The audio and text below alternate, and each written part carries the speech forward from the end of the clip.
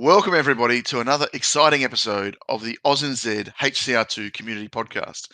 We have some previous guests on. We have a new guest. It's going to be one hell of an episode. I think there's going to be lots and lots of fun in this. So before we get into the fun bit, welcome, JR. Hello, thank you for having me again. Well, you're kind of one of the hosts, You're so you're welcome back kind of a anytime. regular. Yeah, you're a regular. And welcome, Pete. How are you? I'm really good, thank you. I had Good a to big hear. night last night. Stayed out You till past did. midnight. Past We saw the midnight. pictures. I know, Oh, I'm so wow. old when I say that. I went to see Ministry of Sound, and I was home by 10. It was really sad.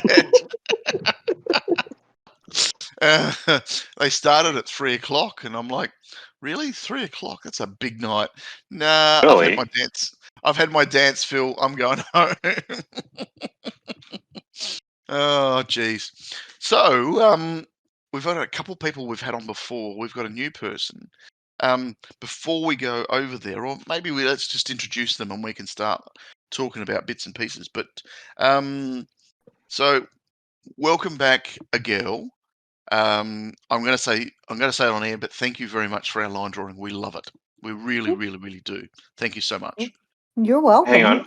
Which one have we got? Have we got AGirl, Incognito, Wookie? Who have we got here? I think it's chaotic for sure. Yeah, it's It's actually complicated. all Do you have of one them, that called but It's Complicated? yeah. All right.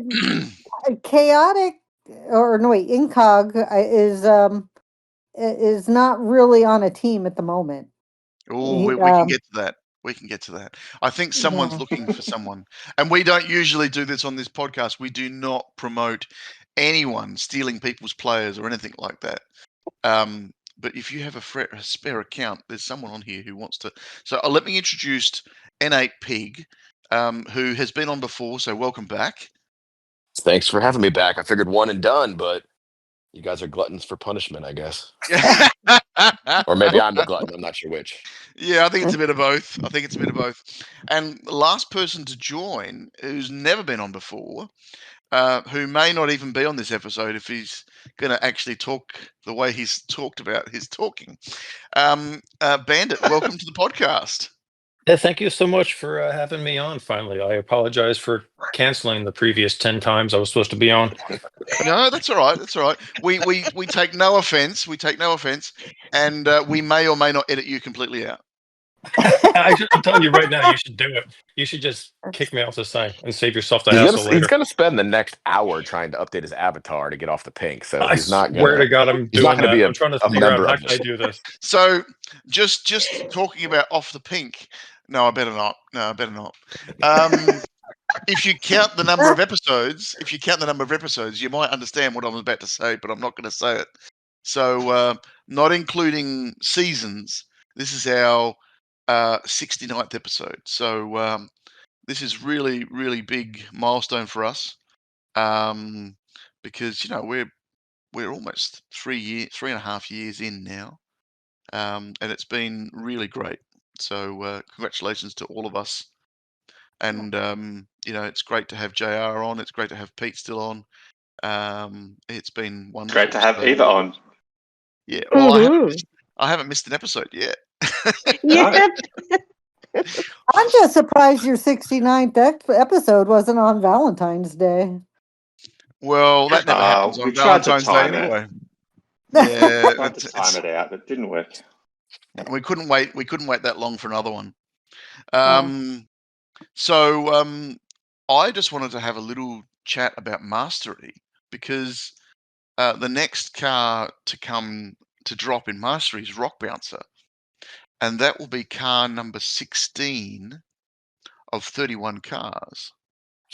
So we're well over halfway, and it doesn't feel like that, does it? It doesn't feel like we've been talking about Mastery for that long. No, it's come up really fast. It has. So, we've got Rock Bouncer next. and then Hot Rod, Snowmobile, and Hill Climber. Not in that order, I don't know, but I know Rock Bouncer's next, and that's only a day away. So by the time this podcast is online, we'll be starting, car number 16, which is the Rock Bouncer. So, and I was surprised when they announced Rock Bouncer because I wasn't really thinking that Rock Bouncer needed a buff. There's lots of other cars that should get a buff before that. You know what I mean? So, yeah. Anyway, did you guys have anything to add? No, but I'm just thinking with the podcast number in mind, you said we're greater than halfway, and Hot Rod is 2 more away. I'm wondering if Hot Rod is 69% of the way. No, it's through not. mastery. I like your thinking. Apropos. I like your thinking. I missed Rotator as well. Rotator's 85 days away. Yeah, 85 days away. Okay, I've got to circle that one on my thing.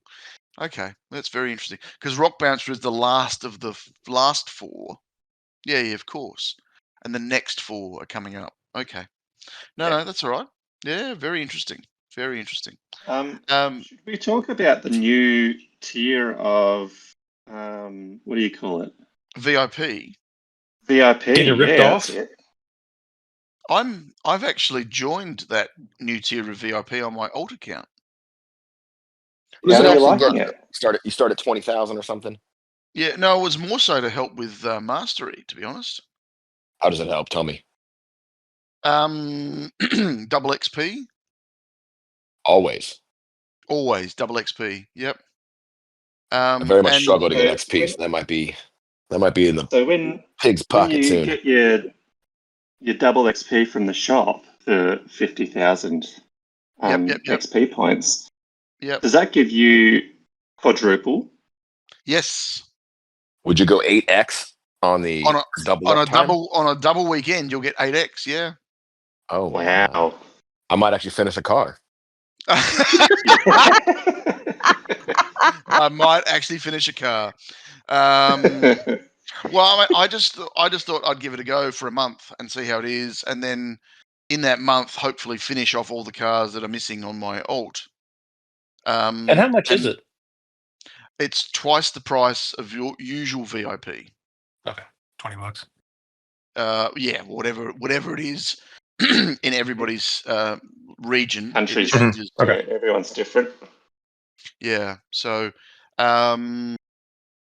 yeah, I just thought it was I'd give it a go, and here we are. I thought, yeah, why not? So yeah, I was pretty happy. What are your thoughts, Pete? Well, I quite enjoyed the boost in cups. That was a 20,000 start point. I did not expect that. Yeah, that wasn't in the notes, was it? I don't think so. I didn't see it in the notes. I was also surprised when I opened the game at the start of the season to find out I was already, a few cup points ahead. I said, "What the hell is happening?" Yeah, and the car just drives by itself. It just goes over all these hills and collects all the prizes. I got all these rewards without me doing anything. So yeah, I'm not complaining, but yeah. And then the other little extras, you can line up chests to open overnight. You can put them in a yes. I love that. Put them in a queue. Although I'm greedy, I just use gems. And must be nice to have gems. I've spent all my gems on getting masteries. Already talking about the 50,000 XP. Like, who has 1,000 gems to buy that? Yeah, I save up. I save up to 1,000 and then spend them all. That's all I use gems for now. I said I usually have more gems than I have coins. I'm usually really broke when it comes to coins. Wow. I got a ton of coins. I have some mastery levels that I haven't even paid for because I just don't care to get them. Yeah, they're on cars. They're on cars I don't need. You should do that. They're just sitting there. I don't need them yet. I literally only raced the car that's in the team event, so it hasn't shown up. So I haven't clicked the button. I have the money. I just haven't clicked the button. Yeah. If you get it, you could start working on the next level. So at the moment, I think they're my 4th level. Sitting there. You sit sitting there with not bored, it's not gaining any XP for the next level. But if I'm not running it, how would it gain XP? I see your logic, Hey, it's pig logic. and I don't agree with it. I have about 6 vehicles that I have maxed maxed XP on the That's pretty good. fourth XP, but I did not click the 1 million upgrade. See, It's I'm just not alone. just like it's just sitting there. Because you don't know if you want to spend the million on. I don't want to be so committed. So that to means one I don't part. have the fourth part for like 6 vehicles. Yeah, I mean, I'm already crushing everyone else. I don't need a fourth part. Yeah, well, Like, that's you fair do enough. realize you can't use these coins to pay for your kids like college tuition and stuff, right? Not yet.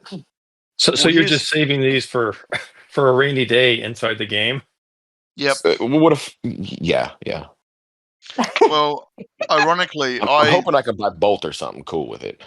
when Mastery started, I know I had so I had 130 million coins when Mastery started, right? Mhm.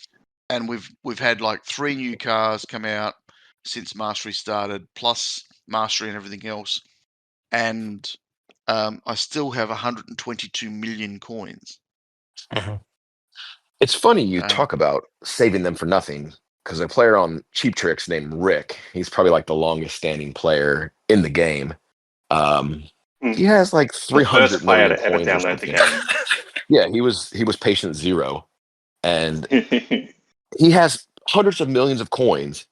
And we were tight one season, I recall, in players. So he said, "I'm going to hop out so a player can hop in. But do you think I can get back in time for season rewards? I don't want to miss the money." I was like, Rick, you have 350 million. What is our 32nd place in CC gonna do to improve your bank account here? Yeah. Of the fake money, but we got him back in. He got his million, but to whoever's point, maybe that was Bandit's point. I don't know what the point. I love the fact that Rick has 300 million coins, and he consistently gets about 15 to 18K in every event that we run. And I just love the fact that he just does not care. I mean, I love him. Yeah, he's just bound to see that he finished like in 49th or 50th this time. Well, he's a prolific day 2 player as well, so he lurks for a day and a half and then throws in one's below par score at the end. And does he have a max GP account? Why does he have so many coins? So he's told me he could be max GP at any time, but then he feels like he's completed the game and there's no point in playing anymore, so he's not. Yeah, that makes sense. So he's intentionally not maxing. Yeah. In order to have something to look forward to, I guess. Well, while he's Scrooge McDuck, so he's worried about there not being any point in playing the game anymore, when in fact there has never been a point to playing this game ever. That's true. Well, I mean, if he thinks he's maxed the game by just hitting max GP, what about however many million stars there are? Has he done that? Not even close. That takes skill. He doesn't. We're lacking there. Ouch. Oh, that was not only was it below the belt, but it was right in the middle of the back. Yeah. No, we're being candid today. Bandits in the house. Yeah, there you go. Fire away. Alrighty. So, on that note, we've heard a lot about N8's, HCR journey. We've heard a lot about AGirl's HCR journey. Bandit, give us a bit about your journey through HCR and how you got here. I can remember the day I started. It was March 14th, 2020, and I was living in Barcelona at the time. Is this real? You actually know the day? You've got to say that. You've got to say that so much better than what you just did. Yeah, start. You've got to say it was a poor recording quality, or I speak like an idiot. No. You've got to say Barcelona. Oh, I'm not going to do that. Barcelona. Not Barcelona. In honor of Tessa, I could do this entire episode in Catalan. No, it was March 14th, 2020, because that was when the COVID lockdown started. And I was trapped. in Barcelona, the COVID quarantine was you were not allowed to leave your apartment except to go to the grocery store, to the doctor, or to walk your dog. And I mean, that's everyone. So I Do was you have a trapped in dog? my apartment for. I do. And Oh, my you do have a friends dog. wanted to rent him from me so they could get out of their house. But But he said was too busy trapped in my- collecting gems. So you were Exactly. you were your dog's pimp. Exactly. I was whoring him out. For fresh masks. So I downloaded the game because I was trapped in my apartment. I was bored, and it was also a way to and this is so sad.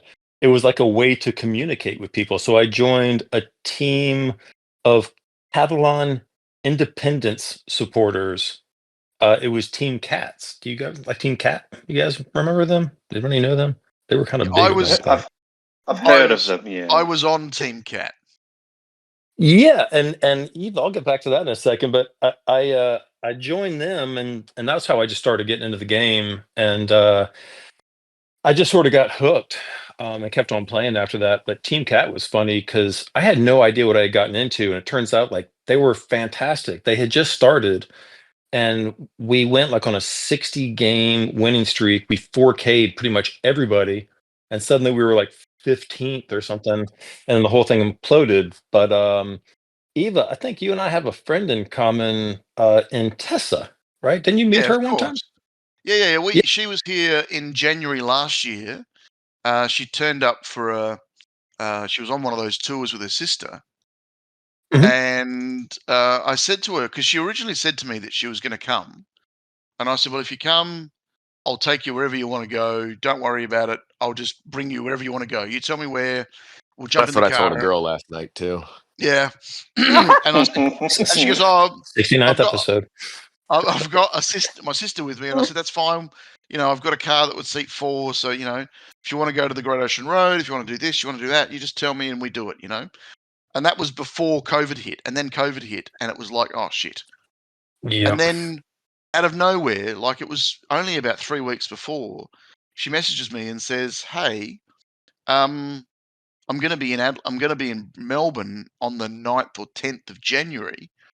Are you around? And I'm like, of course, let's do this. So we ended up meeting in a pub at the bottom of her hotel. We had a drink, went for a wander, had a good meal in a really, really, really nice restaurant. And her sister come along, and we spoke about the game for 6.5 minutes. Yeah, because we were going to say hours. We'd gone through having drinks. We'd gone for the walk to the tennis center because her sister was a mad tennis fan. Went to the tennis center. We walked back along the river, and we're back at this restaurant. And we sit down, and we're blah blah blah blah blah blah blah blah blah. And then her sister's given Tessa a nod of some sort, and it was basically Tessa's okay to be able to talk about the game. And it was like, okay, so now we can. Let's quickly talk about the game. So we spoke about the game for about 6 or 7 minutes. We had a 3-minute interlude about the podcast, and then we were back to not talking about the game at all. And we had such a ball. It was so nice to be able to finally give her a hug and say, hey, thanks for all the stuff you've done over the last, so many years. Because I was in the team. I joined. Do you remember the guy who used to change his name every time we'd win? He'd change it to 22, 23, 24, 3K Oh, that sounds wins. really familiar. Yeah. Yep. And every time we do another 3K, he'd just change his name to 22, 23, 24, 25, 26. So I joined, I think, at 21. 21 that was a crazy tear. And the other thing, Drunk Idiot was the guy who got me on. Drunk Idiot was looking for players, and I saw him on Discord, and I joined, and Tessa came out and said hello and everything else, and I honestly looked around and I thought, I don't belong here, but it's so much fun. Until they kick me, I'm gonna stay. Mm-hmm. Yeah, that was so sad when that whole thing imploded. Well, we hit 54 in a row, and then we played that Brazilian team, and the score seesawed for like the last hour and a half. It just seesawed backwards and forwards as we went. One of us would get a better score, the other one would get a better score, we'd get a better score, one of them would get a better score, and we just seesawed for hours and hours and hours until it finished. And then they finally beat us by, I think, 3 or 4 points in the end. Well, And that's rough. I vaguely remember that, and that's like so sad that I remember like a classic HCR2 game from 5 years ago. But that was one of the highlights of my gaming, because it was such a cool game. I go on Facebook and I'm reading about it, like some other team is talking about this. And I'm like, oh my God, I was on the team. I was on that team, like, holy crap, that's cool. So Oh my gosh. it was such a cool team. And, there were so many cool players on there that came and went, but the most of them just wanted to build GP and have fun with their friends, and they didn't want to be competitive. So that's why it imploded. Well, if I'm in my recollection, it was like one of the big issues was when Tessa wanted to bring Vereshak onto the team. Do you remember that? Yeah. That was a problem because it kind of split the team. Some people were like, I mean, no offense, but I don't want to bring in a ringer. We got to like number whatever it was, top 20 in the world. Like, we don't need him. Yep. And Tessa was like, well, he's really good. And some people were like, I want to stick with the horse that brung me. And I sort of I didn't really care either way, but I was sort of like I'd rather just stick with our core group and see how far we could go. But then I guess people kind of just started peeling away. And then I think I forget who was on the team. Somebody like started like insulting her and was like being really rude. And that set off some soap opera. And I woke up one morning and like 40 players had left the team. Gone. Like, Yeah. what happened? It just evaporated like in 24 hours. Anyway, that was my initiation. Long story short, that was my initiation of the game. I just jumped in with those guys and then bounced around and followed some players from there. I guess like Zigzag, Legion, Empire, and then to Cheap Tricks, I guess. Well, we did the same thing, but when I went from Zigzag, I went from Zigzag to OzNZ. Okay. Because I followed Kevin. Kevin said, "Come along." ZZ Kevin said, "Come along," and I went, "Okay, no problems." And I felt really inadequate in Zigzag. I was just so low scoring, and when I say so low scoring, I was scoring as the highest I'd ever had. Yeah. But I was in the bottom 80, And I Yeah, just thought, it's kind of no, rough. no. You get in one of those like hardcore teams and you think you're doing good, and then you have these like guys who are just doing 35 to 45K every time. You're like, oh my God. Yep. And then you Yep. drop out and you go like, I would leave Cheap Tricks every once in a while and go, what did you say, Nate? You go out to, the further pastures and play in D7 or something. And I'd be like on the podium every single time. They're like, you're amazing. I'm like, I'm a moron. You guys have no Yeah. idea how bad you are. Like those Yeah. savages up in CC, they're just like crushing everyone. I It doesn't make sense.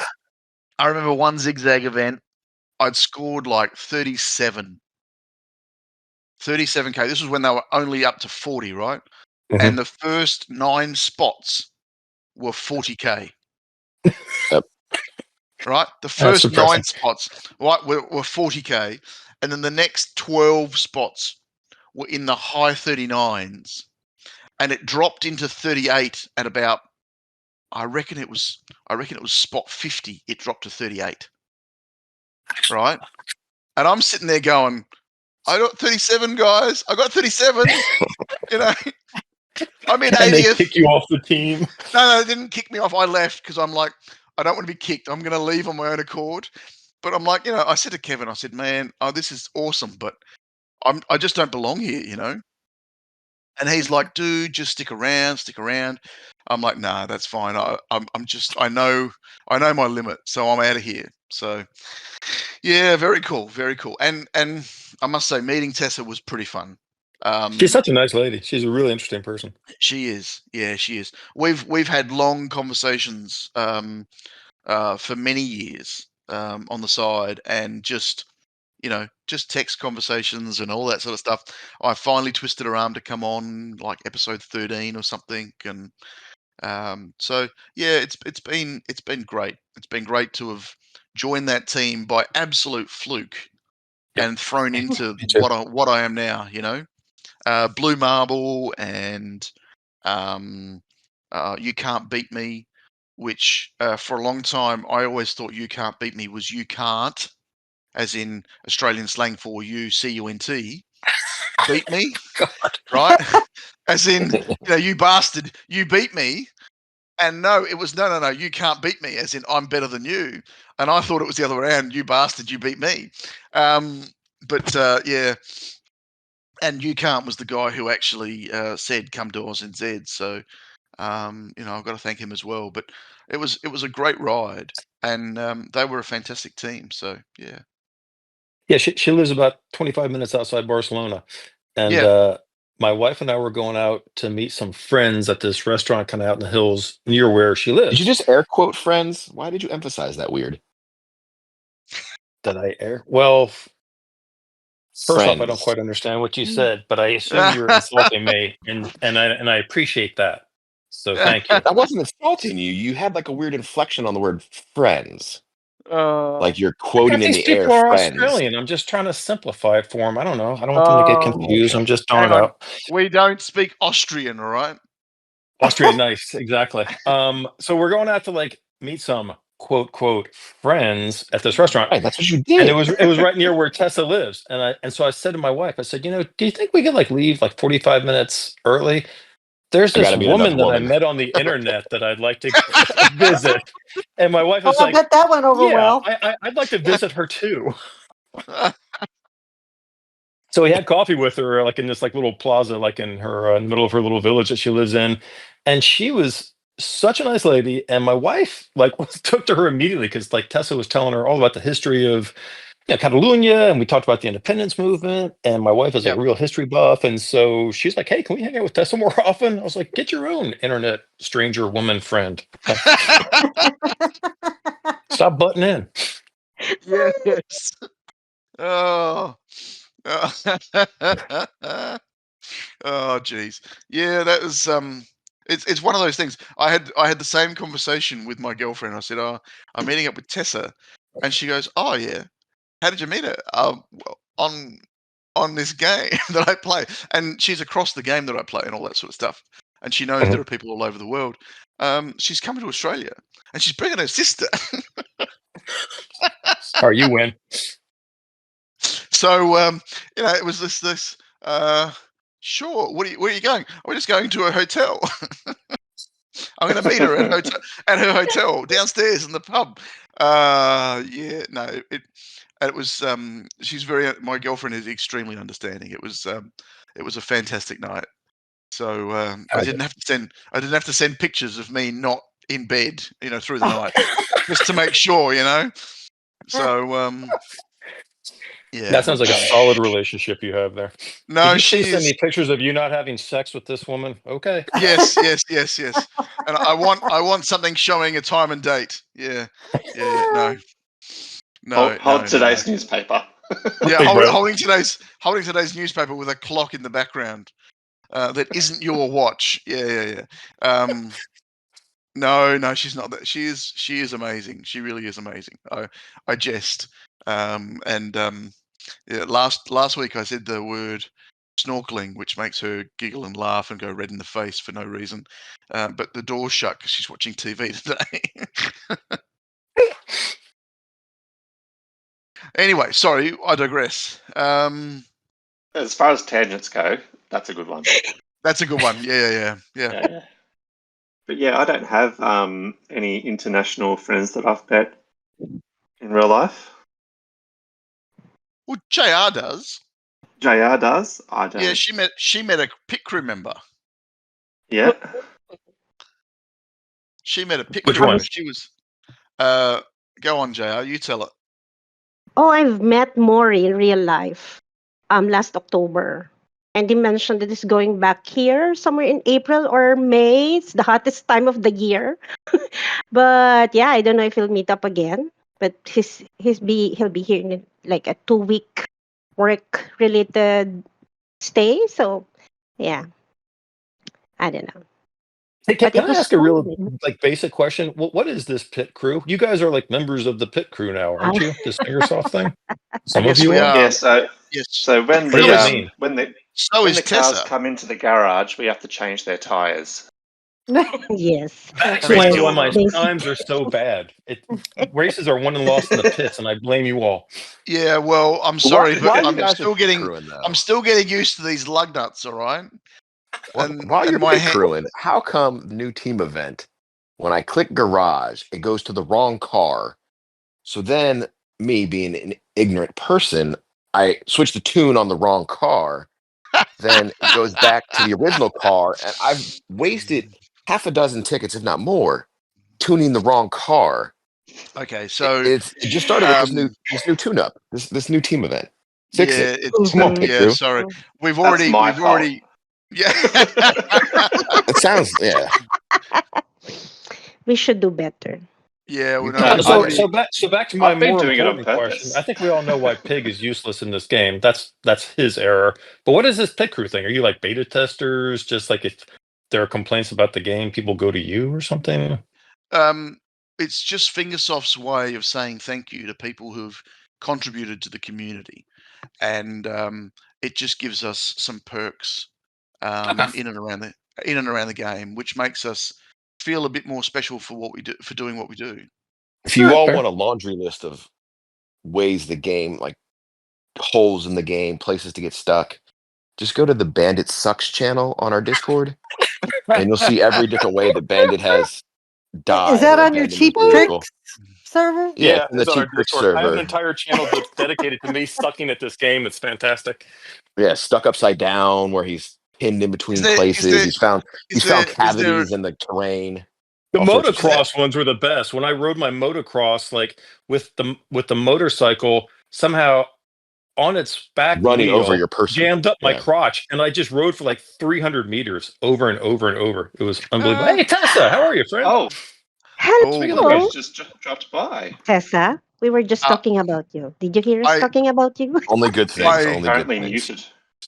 I may or may not have messaged her.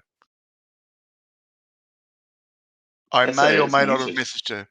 So she is muted, but if she can unmute herself, she's welcome to say whatever she likes. So it's Um, Bandit's episode with special guest Pig, special guested by a girl, special guested by Tessa-Cat. Tessa-Cat. Yep. Correct. This Yep. is so cool. All because we couldn't leave Bandit alone. Something like I that. think they knew that Bandit couldn't actually carry this episode, so they're just looking for true. anybody to help fill a couple That's true. hours. Anyone out there, SOS. Yeah. Tessa, I'm gut. currently messaging everybody. No, I'm not. You should. He's using his all ping or everyone ping. What time is it in Barcelona? Did you wake her Almost up? 3 o'clock. Oh my God. Yeah, in the morning. So it's Okay. almost 3 in morning. the morning. Good morning. Have you had coffee yet, Tessa? No, I'm about to go to sleep. It's the other end. Oh, you She hasn't stay gone- up for she hasn't another gone to bed hour. yet. You should stay up for another Uh, hour. Well, thank you for coming on and saying hello, at least. Bandit, are you here in Barcelona or not? No, I'm still in New York, but we're gonna come back in about a month. We'll be back there May 11th is when we're gonna try to come back. Okay. Yeah, I'll have to He track you just- down. It's been too long. He just finished saying that he met up with you for coffee with his wife. No. and- Yeah. Bandit said he met a girl. He met a girl over the internet, and he wanted to Mhm. meet this girl in real life. Yes, My and mind his just wife showed went up with a dagger into the in her gutter. purse. Yeah. No, but I think you talked to my wife more than you talked to me. Aw. So, how's everything going, Tessa? Just give us a couple of minutes. And I just remembered that last Sunday I went to that restaurant, Bandit, the one we like. Excellent. Yes. Excellent. Because I had something to celebrate, so we went there. I went So- there with my children. Oh, So excellent. we have Excellent. We actually have to call Tessa Dr. Tessa-Cat now. I was just going to ask, was that something you were celebrating? Was that the defense of your thesis? Yes. Hey, I congratulations. did it last Friday. Oh, Oh, that's congratulations. fantastic. Congrats. Thank you. Oh. That's like one step below pit crew in accomplishment level. That's right. No, Tessa I'm is very pit happy crew. for you. I didn't get it. No, Tessa Sorry. is part of pit crew already. He basically said that your doctorate is nothing compared to becoming pit crew.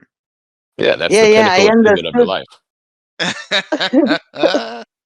life. Oh, I only aspire to grow up to be a full pig and a member of your pit crew. done. I've been trying to find ways to add to the community so that I can put it on my little pit crew resume. Yep. You will become the first pig crew. There That's you right. go. Yes. There you go. You can That's have it. your own So the We keyword. big need to crew, start. the big crew. Great.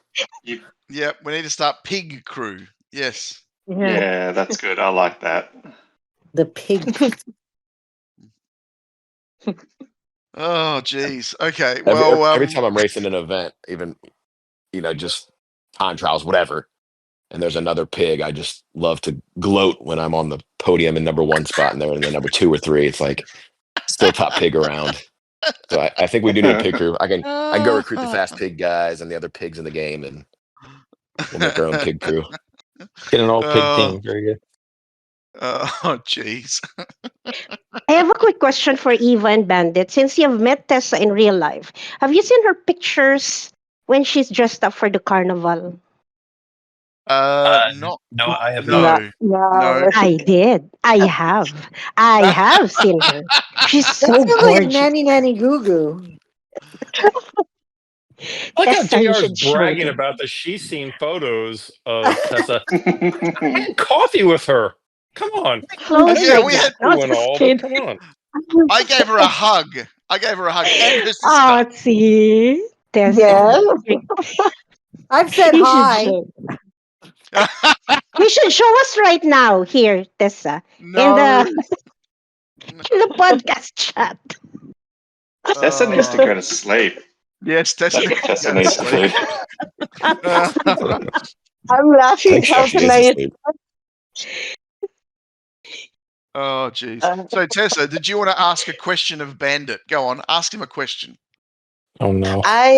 The first time he was supposed to to be on the podcast, I asked him why he chose that name, but he answered it to me when in a message, but I don't remember why now. Okay, So well, in that that's case, Bandit, we're please throwing you Yeah. tell under the me bus. again. Tell us again. Bandit, please tell me again. Yeah. It's simple. It's from I grew up in the 70s in North Carolina, and there was a super popular movie called Smokey and the Bandit. Oh my It was God. popular in the Okay. redneck circles, and so I am I the love Burt that. Reynolds character of HCR2. That's an easy one. That's where Bandit comes from. Wow, nice. He was just it was a movie about Burt Reynolds, whose character was the Bandit, and he basically drove a 1976 black Trans Am from Firebird. Georgia to Texarkana, Texas, and back in 18 hours. Yep. And he just drove like a redneck. So there we go. And That your seemed in-game appropriate for the game. character really aligns with Burt Reynolds. I It's an uncanny thought In you what resemblance. were. way? Because I certainly don't drive quickly. An uncanny resemblance. Well, he is. Yeah, He is exactly. in a. Exactly. That's right. Yeah, it's the same bikini. He's in a the same Pontiac. one He piece. can't be going fast. Oh, you bite your tongue, man. That was a fantastic car. We'll have to. It was a low blow. Somebody text Rec and get him on here because he's his bigger redneck. He'll back me up on this Trans Am thing. That dude's probably brewing hooch in his kitchen right now. He can't be bothered. I Oh, have jeez. something to tell you. Go I on. have something. Yeah. Bandit told me Yes. that that I shouldn't call him Bandit in front of his wife. Yes, and I appreciate that. There's like certain at some point, like I was talking to my daughter earlier tonight, and she's like, "What are you doing tonight?" And I was like, "Do I tell her? Do I tell my daughter that I'm going on to a podcast dedicated to a two-dimensional racing game?" I was like, it just seems like honey, I'm just gonna stay in and read. I'm brushing up on the Peloponnesian Wars. That's what So I'll be doing tonight. Can I ask a question about that? Can I ask a question about this? Do you have a Burt Reynolds moustache for the bedroom? Is that why you're not allowed to be called Bandit?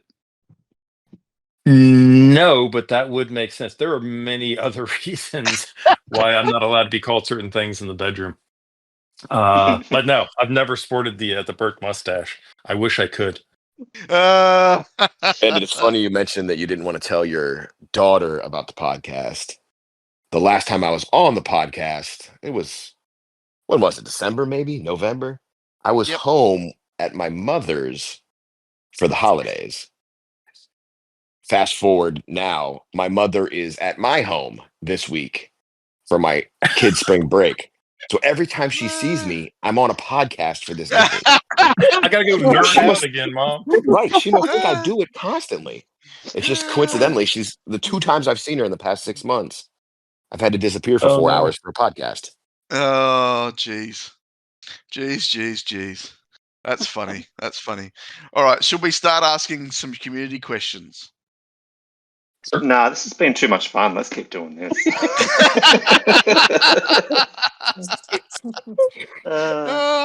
Quick, someone message Vereshek.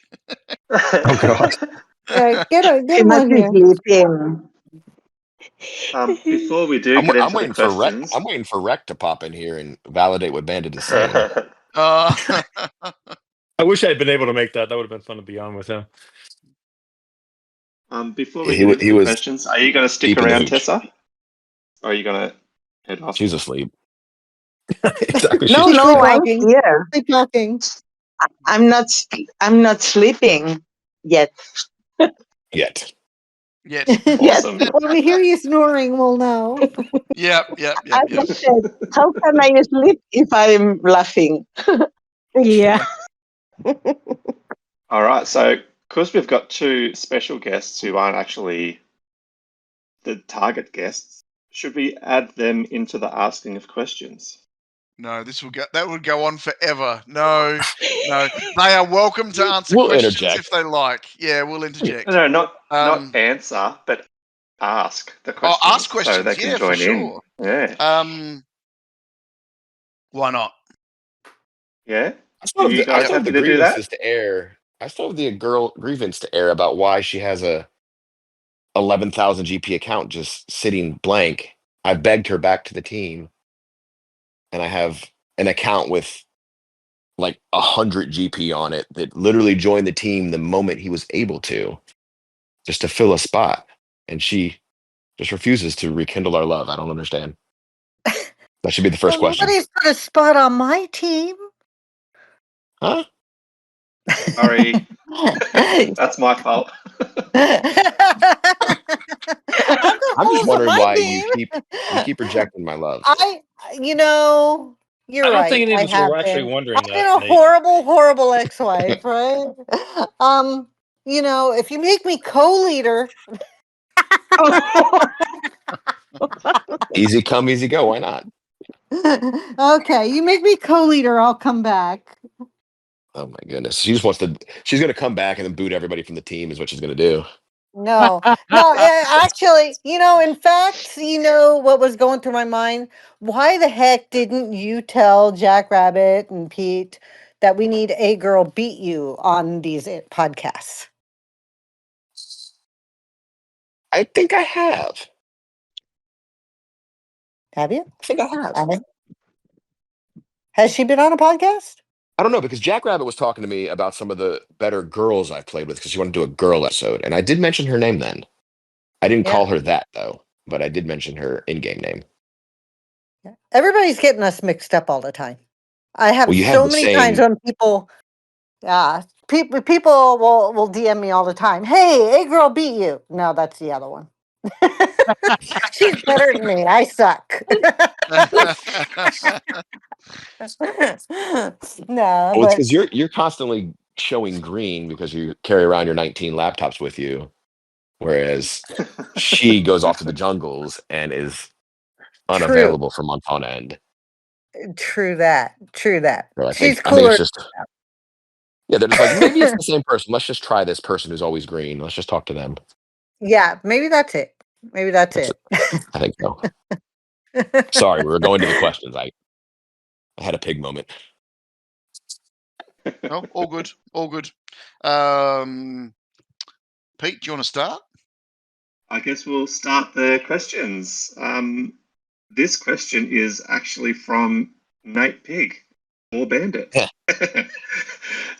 Question 1 of 4, actually. How long have you been playing the game? How long have you been in CT? All right. Well, I I asked this started question? playing. Oh my God! Pay attention to yourself, Nate, please. I started playing March 14th, 2020. We mentioned that. And Nate, I don't even when did you start? I wasn't one of the first people to jump in with Cheap Tricks. I stayed with Empire for a little while, but I guess I've been with Cheap Tricks on and off for like 18 months, maybe something like that. I really Since can't. inception, pretty much. But I don't even know how I met you and how you even came into Cheap Tricks. I think it had to have been through Empire, right? Did we ever play together in Empire though? I'm pretty would sure you were on like assume so. Empire 8 Otherwise, or it's like 9, and about I was on like 2 or 3. I was like on 3-ish, 2 or 3, 7. and I'm sure it 7. must have been through Empire. It And has then, to have been. I just but figured with then your like skill level, you I were in a played much for a slower bit, but I also Empire. took some breaks from Cheap Tricks. I would jump out. I got sick of the game, so I would either not play for like a month or 2, or I would just go down and kick the crap out of some people in D6 and D7. But I think like my last stint here at Cheap Tricks, I've been pretty good. I've been here for maybe 5 or 6 months straight, I guess. Don't let Bandit pretend that he quits the game. What he does is he goes down to D7 and then crushes all his mastery so that I don't realize that he's getting so many kilometers. And then he comes back with like a fully pimped out racing truck or something and kicks my butt. That's what happens. That's partially true. That's partially true. But That's I actually do very take true. breaks every once in a while. I haven't done it recently because I've sort of like gotten onto a decent balance. But there were some times when I was like playing too much. I'm like, this is ridiculous. You're a grown man. Put your phone down. So I would just I would quit the game for like a month, make sure that my wife and daughter were still alive, and then once that was secured, I would jump back in and keep playing. Excellent. Very cool. Second question. Why did you choose a female character in game? That is a good question, and it's as we all know, because you guys are pit crew and the rest of you are fantastic players. HCR2 is 90% psychological and 10% physical, and I would say 90% of the players are probably incels. So I used a female character to mess with their head. And I used to have a very phallic carrot that I would carry in my hand just to throw them off even more, to throw them off their game. So that's why I chose a half nude avatar, just to get inside their head and make them feel bad that they were getting crushed by a kind of chubby woman in a one piece. But then Nate just told me recently that my phallic carrot actually affects the way the car handles. So I had to get rid of it. Yes. Only some of them. And you guys are pit crew. That's true. If I have like a carrot dildo in my hand, it affects the way my car drives. That doesn't seem right. Oh, yeah. If you're wearing a scarf, it gets caught in the wind as well. Are you serious? So, Bandit, how many guys have hit on you? The physics in this game is ridiculous. Not enough. Not enough has hit overdone. on me. It's a little disappointing. my hubby had a game called had a account called Race Girl once, and he kept getting hit on left and right. Oh my gosh. I will tell you I this, should try being that. a long-term leader of a team, I've had people come up to me in the Discord, I guess, because I guess they think I know everything about every single person on my team. Is that person really a girl? Are they really a girl? Are they a girl? Are they really a girl? And I think it's Bandit's idea that they are, they're longing for companionship. They're looking towards Bandit and his sexy red one piece. And Oh my god. Those And it's poor true. people. Those poor people. Well, Tessa said to me that I'll get Yes. marriage proposals. Yeah. I get asked all the time if Just I'm a girl. one. Just How one. about I you, just got, Tessa? Do you get asked if you're a female all the time too? Yes. Maybe once a week. But really? once a week. Oh my god, I'm Yeah. so sorry. yeah, but I don't mind because I say that I'm not a girl anymore. I'm older. Good They answer. stop Good answer. asking. Then I'm Just like say, their aunt or just say that something. you're now doctor. You can call me That's right. doctor. That'll do. Call me doctor. Yeah. No. Uh, I don't. question I 3. the only people who know about my PhD are the people on my team or Yep. The Pig people crew listening to the or podcast. yeah. And now Soon to be anybody the who whole listens to world. the Everybody. podcast, and now anybody who listens to the podcast will know too. Unless Yeah. the FCC gets a hold of it and cancels it because of Bandit. Maybe. I'm doing pretty well so far. I think So far, so I've good. only Yeah. cursed once. You're not doing bad. I think Well, I and only cursed if I once. join your I only team, said dildo one time, so that's not too bad. So No, that's not too bad. back to and the if I dildo. join your team, I'm going to call myself Smokey, and people are going to have to listen to this podcast to find out who it is, who Smokey really is. There you go. I ain't going to Come say. in I ain't under, going to come say in, a word yeah, and let incognito. them Come just in figure it out. incognito. I'll change a name. I'll change a name to Smokey. It's not that hard. So that's true. Yeah. You have to be keep it for 5 days though now. So you can't. I had that Yeah. running tally going as well, where we were at like 1, 2 of all the wins we got, and then it would go back to 1. But now that we can only do it every 5 days, it doesn't work for us anymore. That's no BFD. My account on the Empire, I changed that a few weeks ago for like a week. No biggie. I could keep it Smoky. It wouldn't matter. There you go. Yep. Yeah. Bandit, I think you're It'd right be though, and I think funny. you have something with your character being a female. I took the opposite approach of the psychological warfare. Instead of like tantalizing them, I wanted to fit in, partially with the pig. So there was a point that I had horns on my pig, and I was the horny pig. Oh So, no. I just love all the yes, strategy that we're putting into this. So I I wanted think we should keep asking questions here. Yes. Sorry, Yeah. sideways. Come on. Besides losing to pig in HCR2, what other hobbies do you have, Bandit? horny pig. We should now be known as horny pig. The horn That's pig. right. Dr. Horny Pig soon. Other hobbies. Is this like a serious question? You actually want to know what I do? Yeah, we What I do. enjoy doing? I know you travel. I travel a bunch. I enjoy that. Like locally, I recently became obsessed with tennis. I had never touched a tennis racket until like 2.5 years ago. And then I got obsessed. And so I play a bunch of tennis, which is good because I think it's good for old people because maybe Have it you keeps tried their body pickleball? Because moving. isn't that the old person version? I'm not that old, mate, but I have tried it. It's part of my retirement plan. I play a ton of tennis. I travel a bunch. I love lumberjacking. I took up lumberjacking during COVID. I have a nice Nice. collection of axes and a chainsaw that I like. And when I was able to leave Spain and come back to the US in the summer of 2020, my wife and I rented this. I kind of live in a barn on a friend's farm, and we rent this place, and they have a giant forest. And I had been trapped in my apartment in Barcelona for like a month and a half, and it was all those COVID lockdowns. I went out into the woods for like 3 months with a chainsaw and a couple of axes, and split like 8 cords of wood for me and my landlords, and it was the best therapy ever. You start swinging a sharp axe at something, and all of your problems just melt away. So traveling, cooking, I like cooking, tennis, and swinging axes. Those are kind of the big ones for me. So during the coronavirus lockdown, you were pimping your dog out and accumulating sharp I instruments of hair. Yes, Yeah. and I'm Thumbs I'm up. proud of that. I'm proud of that. I mean, it's funny. Like I don't want to like go down this like dark road again, but like having Tessa on here, I remember like checking in with Tessa like on the I can't remember if it was like on Discord or just like even on the in-game chat, just like checking to make sure she's okay. She was working at a pharmacy, man. She was like front line during all that. That was a funky time, but it's nice to speak to her again on the other side of all that.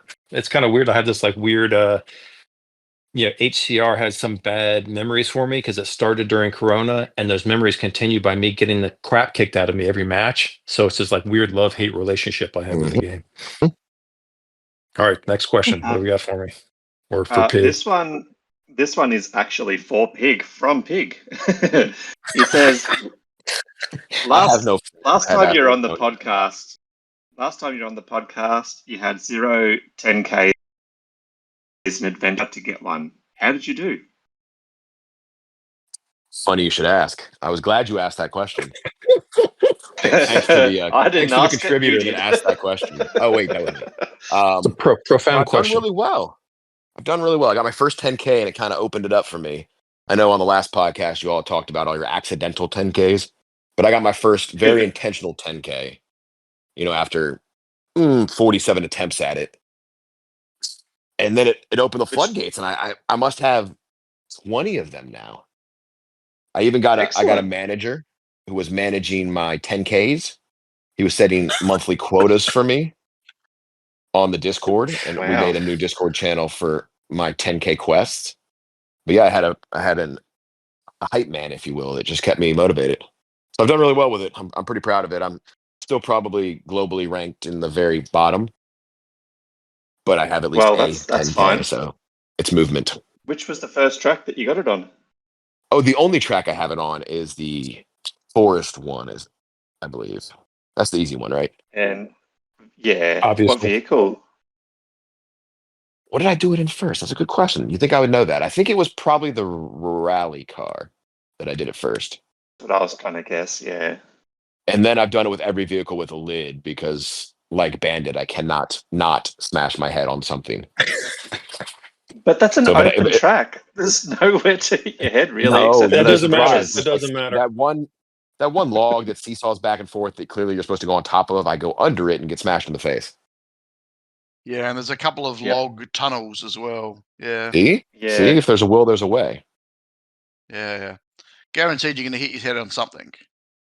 Guaranteed. Yeah, the ground. When you flip somehow, that's what I usually do. That's true.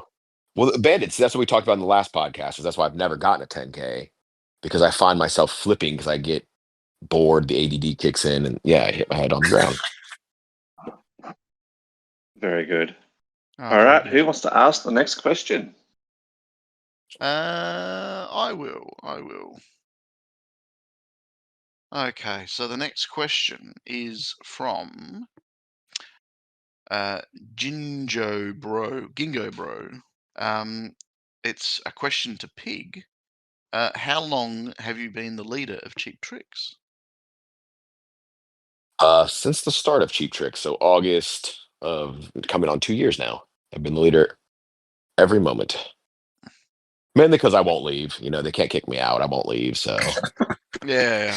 And then he's also asked a follow-up question. Do you believe that masteries could be improved anyway? And what could be done to improve it? I don't know. I like how they slow play them, so I don't have to do them all at once. But maybe they could slow play each mastery. Like Mastery 1 is out, and you can only go but so far, so that these grinders don't get so far ahead of me that it's unattainable to catch back up. That's a good idea. Yeah, fair enough. Yeah, I like that. I like the double XP weekends, I must say. Because but that's not till the end of the season, and then by then I'm burnt out. Yeah, fair enough. They need to put that in the front side of the season or mid-season to get me remotivated. Well, it gives you the motivation to finish the season. That's true. It does. I recently lost my streak, so that 700 XP is gone. Oh, yeah. That was my way of grinding XP, was just winning cups. Yeah, winning 700 cups. and then Yeah. You can Double, win that many in quadrupled. a row? That's amazing. I don't even come close to that. That's also why I don't have many gems. A little pro tip for you guys who don't like grinding it. If you just simply enter and run 1 meter, then exit on the community showcase, you get XP for finishing that. So just enter something that needs XP and then exit. And you'll get XP every day. Minimum 600. It's a good way. That's the way I do it with Yeah. my. That's the way I do it with my open top vehicles because, needless to say, I'm hitting my head the whole way and I cannot gain XP. So I run those in the showcase. Yep. Good tip there from Is it? Pete. Yeah. Are they going to kick you out of the pit crew for telling us that? Hell no, that's a good tip. It's not that bad. They're going to vote him off the island. Vote him off the island. Yeah. Put out my candle. JR? This is a question from Lax for Bandit. Where did you get this extremely funny personality from?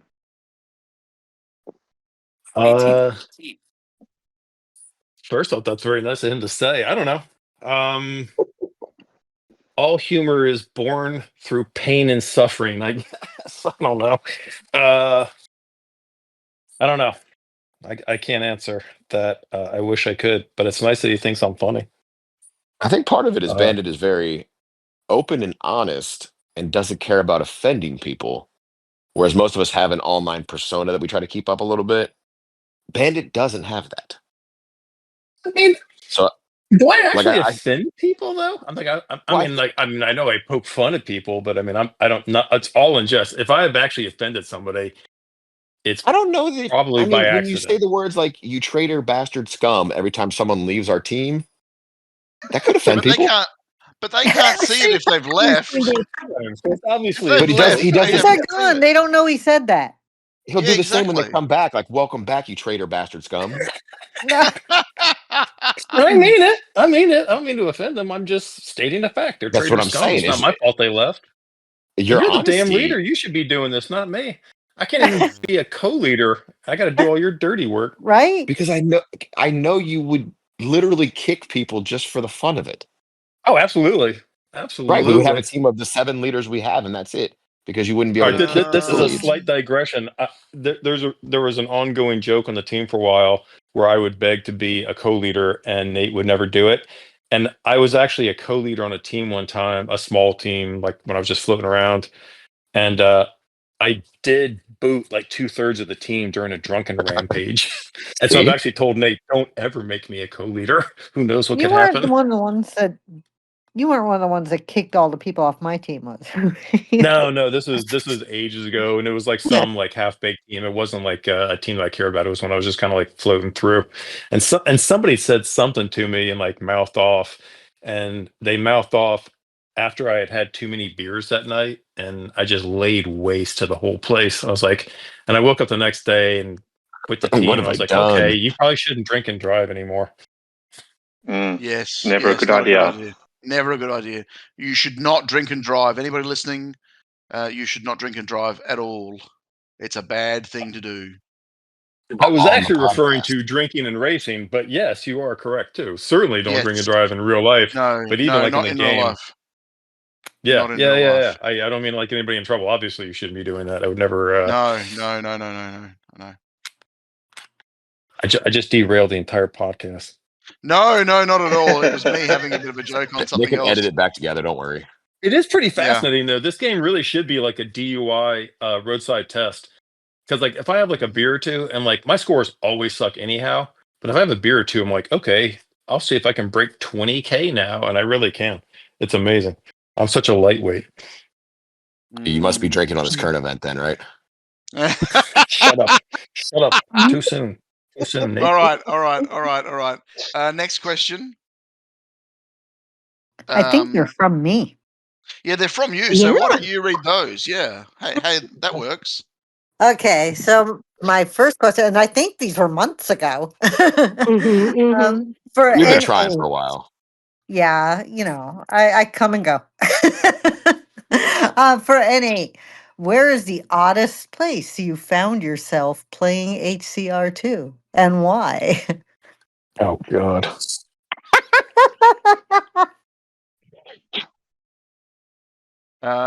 You first. Where Nate. haven't I played it? Where haven't I played it? We all know that every one of us plays the majority in the bathroom, so that is not odd anymore because that is commonplace to where all of us play. So not the Yes. bathroom. I've done it while the Tesla drives me around, so driving while driving. That's pretty It's never meta. safe. Yeah, that's never safe. I don't know. I've done it in the bedroom immediately after we do things that we do in the bedroom during in that moment. We Sleeping? hop in the game real quick.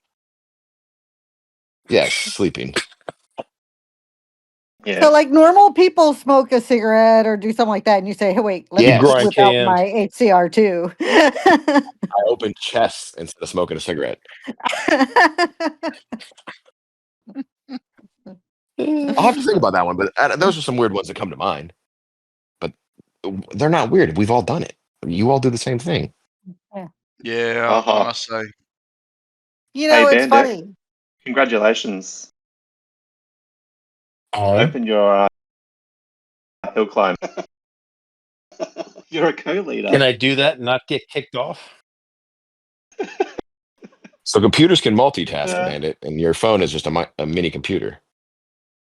Wait, it's a what? All right, hang Go on. on. just follow directions. Stay with us.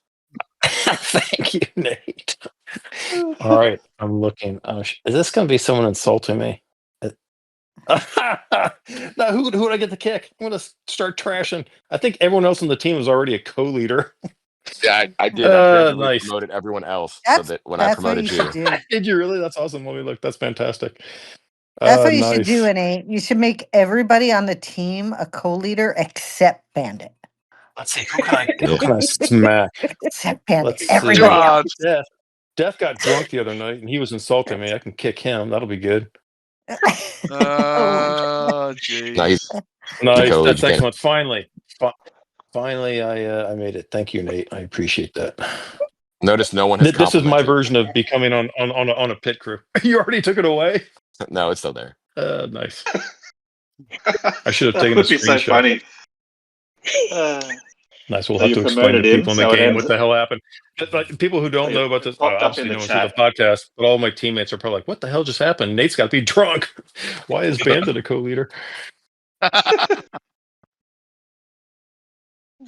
Oh, They jeez. promoted All right. you, so it popped up in the chat. Demoted you away. Very nice. Well, thanks. I enjoyed it while it lasted. I didn't want my tickets to expire, so I was racing, and I sorry. figured I might as well promote you while I'm in there. Wait, are you actually playing now? I am. So I that's- took me my too. cast off. I took my cast off You're for all- this event, That's great. and so I figured I might as well take advantage of That the is fact that I can bend my wrist. Very good. Very good. All righty. So, next question. The next question was for Bandit. What did you do with Smokey? I left him in my dust. I left him so I could go get some clam chowder up in New England. Ah. That is a reference to the movie, and any self-respecting American would know that. No, I think rumor we're the only Americans, Bandit. Bullshit! It was an American. There was an American asking. Okay. Hey, I'm American. Arizona's still a part of America. That's long. Still. Uh, Yeah, I know. It's like I mentioned this stupid movie in Port. I mentioned it in like a message to Tessa when she had asked, like, where does Bandit come from? I'm thinking like, I have to explain smoking the Bandit to a Catalan now. This is not going to go over well. She can like, you watch this? Why? You watched it? Why? And how many times have you seen it? Far too many. All right, next question. Americans aren't known for their movies. No, not really. Our choice in the arts are not of the best. I don't know. Some of them are pretty good. Depends. I'm kind of like Fast a movie and Furious. snob. There was an earlier question about like what I would do. My wife and I are kind of like movie snobs too. We watch a ton of movies, Nice. which is nice because you can kind of say like, "Oh, I'm a film aficionado," And what I really mean is I'm too lazy to get off my couch and do anything in the evening. So we'll just put on the Criterion channel and watch some black and white crap. Well, through COVID, living in Melbourne, and we had the worst lock-in laws of the world. So I managed to build a server, network attached server, that had all of my DVDs. I made them all digitized, and then I had all my downloaded movies digitized, and I watched them from A to Z in alphabetical order. So then I didn't miss anything, and I got to T before the lockdown finished. So, and there's 4.5. How many? There's 4.5 terabyte of DVDs and TV shows. So that's a lot of TV watching. It's all I'm going to say. Yeah. That is. Yeah. Well Is done, that it? I think. Yeah. I also put on probably 15 kilos, but that's another story. So accomplishment hierarchy, it goes making it to letter T, then pit crew, then PhD. I think that's your pinnacle. Yep. Indeed. Tessa, did you want to ask the next question? I don't have any question now. Okay. Only I like to say that I'm very happy to be here, half asleep, but happy to be here. That's all right. We will keep And asking the questions. And I'm glad. And I'm glad to say hello to Bandit again and to everyone who's here because, well, that's it. Yeah. Yeah, it's I nice to didn't speak with say you again. anything before when Bandit said that he met me when I was working at the chemist and at the pharmacy, he said. But I didn't say anything because I didn't know what to say, but I wanted to say it now. Okay? No, perfect. All right. That means it's my question. So you guys can edit this out, but what's the lineup for track 4? I'm about to beat Bandit. I need to get what's the proper tune I'm for using it? I'm using a rally car What with parts? winter tires, wings, and nitro. And you Me too. nitro in a couple of bits, and then you nitro as soon as you get the second fuel, and it should get you to a ledge. I'm just gonna wing it. Don't forget, like always. Don't forget to break the ceiling too. Break the roof off. You can. Keep You down don't Yeah, here. you should definitely try to do that. You can if you want to. This Right. is for T4, not T3, mate. Oh, sorry, Before, my bad. I've already messed up. Well, I'm upside down. All right. On with the podcast. All right. On with the podcast. So how is Bandit doing in the game, Nate? Low 20s. I'm still beating you, and I'm not even playing now. I do love the fact that you're trying to beat me Low while talking to 20s? me. That's pretty good. Well, Low 20s? Serious? No. we're slow starters. Oh, okay. I see myself. Maybe you do need me back. I haven't Then finished. it'd be Bandit chasing Smokey. I have yet to finish track 4, so my score is not great. That's always the best. That's always the best when I Well- run 10 tickets and I still haven't completed all 4 tracks on one ticket. It's like, oh my god, Hey, I'm so Pig. bad at these. You I got know Bandit's better. 23. I watch him play. 23-7. Yeah, that was with my Just below me. that was my banner run of 2000 on track 4, Yeah. Oh, mercy. but I finished it. Baby steps. All right. Told you I'm slow starting. Baby steps. Day 2, I got him. No, that's all right. Next question is the top dragoner question doesn't really make sense. So I'm not going to ask that, but thanks for the question. WizKid, a question from WizKid to N8-Pig. How long have you been a pig? And I'm assuming he's meaning how long have you been a police officer? 10 years. 10 years. Wow. Yep. 10 years police officer. So And 10 more to can I go, and I'll collect a retirement. Can I ask Excellent. why you became a police officer? Sure. I went to school for engineering. It was pretty boring. And then I came up with life goals. Well, not even life goals. I had a checklist of things that I like to do. I like to get dressed up sometimes. I like to wear guns and I like to work out. And so I had to try to find a job that encourages you to work out, wear a gun, and get dressed up sometimes. And the only thing I could think of was being a police officer. That So makes sense. That makes sense. I ventured that way, yeah. So I get to dress up for court. I get to shoot a gun at targets whenever I want to.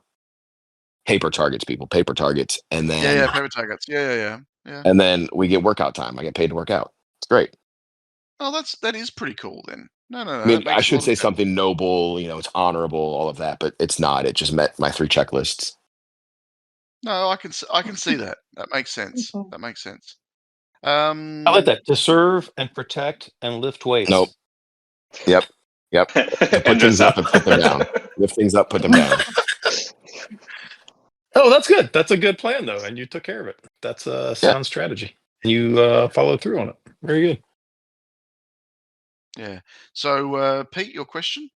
Okay, this one is from PR Reaper. Who is the worst teammate? We'll go with Pig first. Are you asking him who's the worst teammate is, or are you calling him the worst teammate? I thought you said No, Pete, not Pigs. I'm Pig. I'm Pete. The list of worst teammate. Who is the worst teammate in your opinion? It's probably is Bandit. I enjoy Bandit, but like I said, because You he's so coward. candid. You are. Why is he the worst teammate I then? do. That's the question. Why? Because he because he says what he wants to, like, you traitor scum. I always have to. So I own the Discord as well, the Cheap Tricks Discord. So we're on there. Bandit will say something that's borderline offensive, especially if you don't know Bandit. So then I have to go into, defend put out mode. the fires. You didn't really mean it. Fires. I have to start DMing people, or they start DMing me like, "Who's this Bandit Cat? Why is he such an asshole?" You like, actually get no, messages like that? I'll start screenshotting them, sending them to you. I do. And it's just people don't understand your sarcasm or your humor. And I say, oh, it's all, in humor. It's all in jest. And they get it. But I have to put out the fires constantly with you. Yeah. Incognito. You have her to name send is me a some of girl. those. Oh my God. Sorry. A girl is one of the terrible ones. She's left the team like 3 times mid-match because she has a meltdown. It's basically all of you in this room are terrible teammates. Not just terrible teammates. Hey, we got terrible divorced. We got divorced. I know, and it hurts. You know, what It can I still say? It was a rough divorce, and I just had to go. It's not you, it's me, I'm sure. Yes, it was definitely you. That's a safe bet. No, you're cool. I never stopped loving you. Oh. You see, I have a joke about my ex-wife. I keep missing her, but my aim is getting better. Paper targets. Paper targets. Funny. Paper targets. Paper Hey, targets. that's okay. My Bandit. job involves shooting too, so. Oh, there you go. There you go. We're 2 peas in a pod. Mm-hmm. That explains a lot. Oh wait, I also shoot guns for work, but they're nail guns, so a bit different. Bandit, did you want to answer the question? Who's the worst teammate?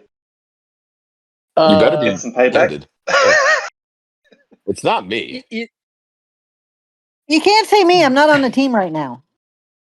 That's right. I wish you would come back onto the team so I could say you. I don't really like. There are a couple people who have rubbed me the wrong way over the years, but like right now the team's pretty solid. And even if I have some people in mind, and I am not going to mention them because I don't want to make any drama. What about on this teammates? team? I don't even remember the name, but back on Team Cat, there was some guy who made some like offensive comments to Tessa. I remember that. I didn't even see him. I woke up one morning and some guy had gone off on you and was making all these like misogynistic comments. I'm like, Tessa's Yes. a pretty solid person and a great team leader. So like, I don't remember who it was, but that person was certainly would, if I could find them, I would shoot them as a paper target. And I don't really like. There is a type of teammate and that I don't like, and that's just people who don't play. And it's not like this game is my life and by God we have to get to number one. But I think like Nate, just today there were like 3 people or something. You said, look, we're in CC now. Like you got to run tickets. So like, Yep. I don't, Yep. I don't begrudge anyone like not playing the game. I think all of us should probably play the game less. But if you're going to be on this dumb team, at least run tickets. So like that, Yep. that would be my only kind of big gripe. In general, most of the people I've played with have been really pretty nice. I haven't seen, and this is coming up on 5. Well, it's like 5 full years. Like I've never really run into too many hardcore jerks before that bug me. Everyone usually plays well, and everyone gets along pretty nicely. So Yeah, for sure. it's actually one of the nicer things about the game, the fact that it is kind of like a decent crew, and it pains me to say this, but I will give Nate credit. He runs a pretty good team, and Tell me more. he doesn't attract folks. He doesn't attract folks that are jerks. And if people get a little bit out of line, he very politely and humorously kind of gets them back in order. So I don't really have anybody that I don't like. And now that you're co-lead, you can just boot them yourself. Exactly. You're going to find out who I don't like as soon as I can figure out how to switch back over to the game and not cut off this podcast. You're still working on your avatar too, right? I know. I'm never changing it. Awesome. There's a few questions here specifically for Bandit, but I'll just go through a couple. One, have you ever thought about a HCR school? Reaper. I assume he means teaching at one. We're starting one at a university level, and I have thought about that, but my schedule is too busy. So he'll have to figure out how to race better on his own. I'm not available for lessons, Reaper. He went out to pasture. He went out to pasture too. And I have to butt in real quick. Does anyone else find it weird, like when we talk to each other using like our screen names? I just called some German guy Reaper. Hey, Reaper. Yeah. I was on a podcast with AGirl and N8-Pig. I feel like these are like the worst James Bond code names ever or something. And don't forget Eva, who was a guy. What does that stand for? Every vehicle available. True. Okay. All right. I've never heard that before. Oh, here we go. Maury's just clicked. Maury's got his little checklist, and he's put another tag on the checklist. Yeah, that's another episode where Michael mentions that he's a girl, he's not a girl, etc., etc. Whatever. Yeah. Ha ha ha. Very, very, very good.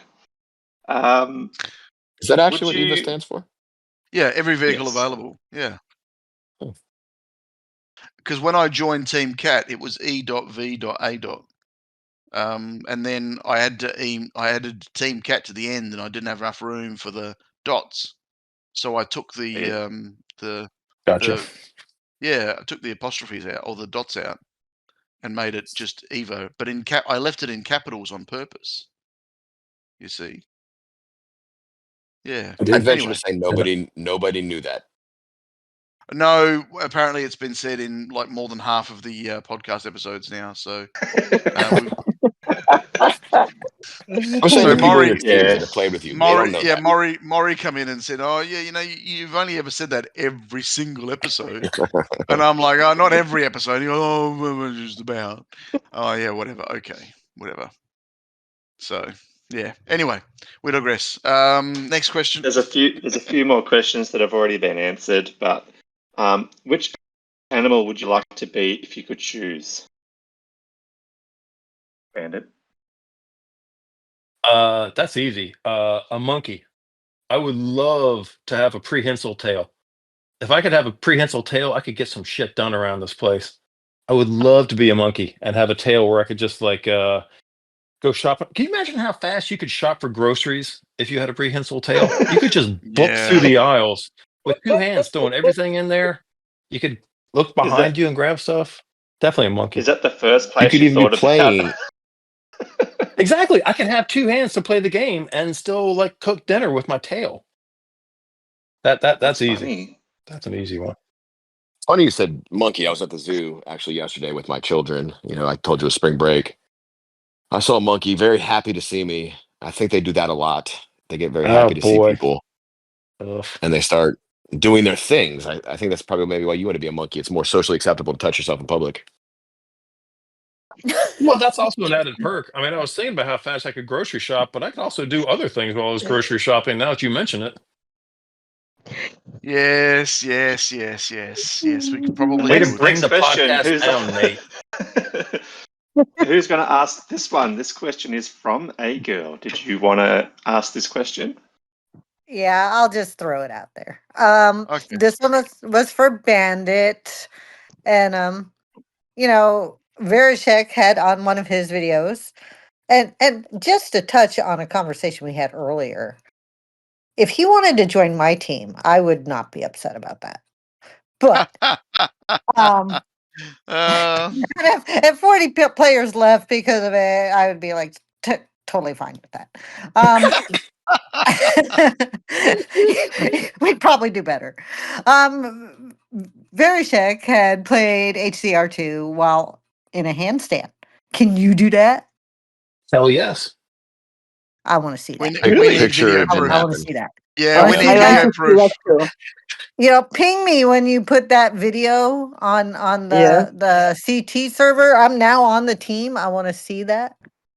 I can Oh, by the totally way, do I that. joined the team. Me I too. hacked your team. Realistically, Nate, you can N8. answer this question. Do you think it would affect my score? We'll find out. No. We'll find out. See, this could Precisely. be like an No. experiment, right? It definitely And I wouldn't help hacked the your score, team but N8, and I'm on the team. I'm player Yeah. number 49. You think that if I being a law enforcement professional, I would have better team security. I do have a password up, and you just went right by it and came on in. Yes, I did. Wait, I can kick her. Try- Watch this. Hang on a second. Yeah, Let me you see if can I can fix open this. up the app on my phone, which apparently can do more than one thing at a time. Really? So I hear. So my team leader has told me I would never kick you, AGirl. Okay. I thought it That's- stood for Attorney General in real life. I was misreading it. No, I just thought, kind of like what you were saying earlier. When I first joined the game, I was thinking, I had two guys that asked me to play just so they could kick my butt. So I thought, okay, as I get better, I'm just gonna call myself a girl Blue Bayou, and it was because I had a T-shirt that I bought down in Mexico at Land's End that said, "Yeah, you must have been really going fast because if you were hauling ass when I blew by you." And I'm like, "Oh, that would make a good name, AGirl Blue Bayou," and then it just became my thing. So, anywho, yeah. Gotcha. You named But entire yeah, I'm on team the around your team shirt. now, so I'm waiting for my co-lead. Can I be co-lead? Can I be co-lead? Huh? Huh? Huh? Can I be co-lead? Huh? Can I? Can I? Oh my gosh. What have we done? What have we done? I'm gonna have to Done? I'm gonna do that. I'm gonna just explain all my teams. fill. Oh, damn, she's And- already a co-lead. I was actually looking to boot her. Hang on. Damn it. I was too slow Can on I the just draw. suggest- See, you Can I can't just kick suggest- me now, Bandit. Nanny, nanny, I know. goo, I goo. know. Can I just suggest that this is why we don't let people poach on our podcast? Because this is what happens. This Yeah, is the but there first was no time. I'm not poaching. I just wormed my way past his password and into the team, and then he made me co-lead. So funny. All right. Do you want to ask the second part of your question, AGirl? Okay. This was for both of you. Oh, this was an interesting question. I think actually, yeah. I don't know what my mindset was that night, but Oh boy. you know that game, who would you FMK on the team? And I should have asked this question before I joined. You cannot take it back. You cannot take it back. And then I just said I just wanted to add a little controversy to your interview. I had no idea I was going to rejoin before I did when I did that. So, Nate, you want to start us off? That was for both. yeah, Bandit, you Bandit, first. start it off. Let's see. Do I have to do them in order? The MFK. Let's No, see. you can do them in any order you like. All right. Let's see. And as long as the person you're killing is not the person you're doing the F with. Well, there goes that answer. Then order would Or all matters. three. Yeah, order will matter. Yes. Okay. Let's see. Who would I F? I can't even really name more than like 4 of my teammates at this point. Let's see. Unfortunately, Eva quit, so Yep. you dodged a bullet on that one. Oh, thank Please God. don't for say that. Bam. No, I'm going to say Pete because I think maybe it'll help me get on the pit crew if I kind of schmooze him a little bit. So I'd F Pete in a hope that I could get one of those cool sweatshirts that Tessa had when she made it to pit crew. Sorry, Pete. He Just he has go with it. he has got a very It'll all dreamy be over in beard. about 13 seconds. Don't worry. All good. All good. And who would I kill? I don't want to probably myself for playing this game in the first place. I feel like it's pretty degrading and it might just put me out of my misery. And who would I marry? That is an easy one. I remember thinking about this when I saw that question on Discord a couple of months ago. I would definitely marry Nate because, as my wife will attest to, there is no greater torture on this planet than being married to me. So I would doom Nate to that one in a heartbeat. That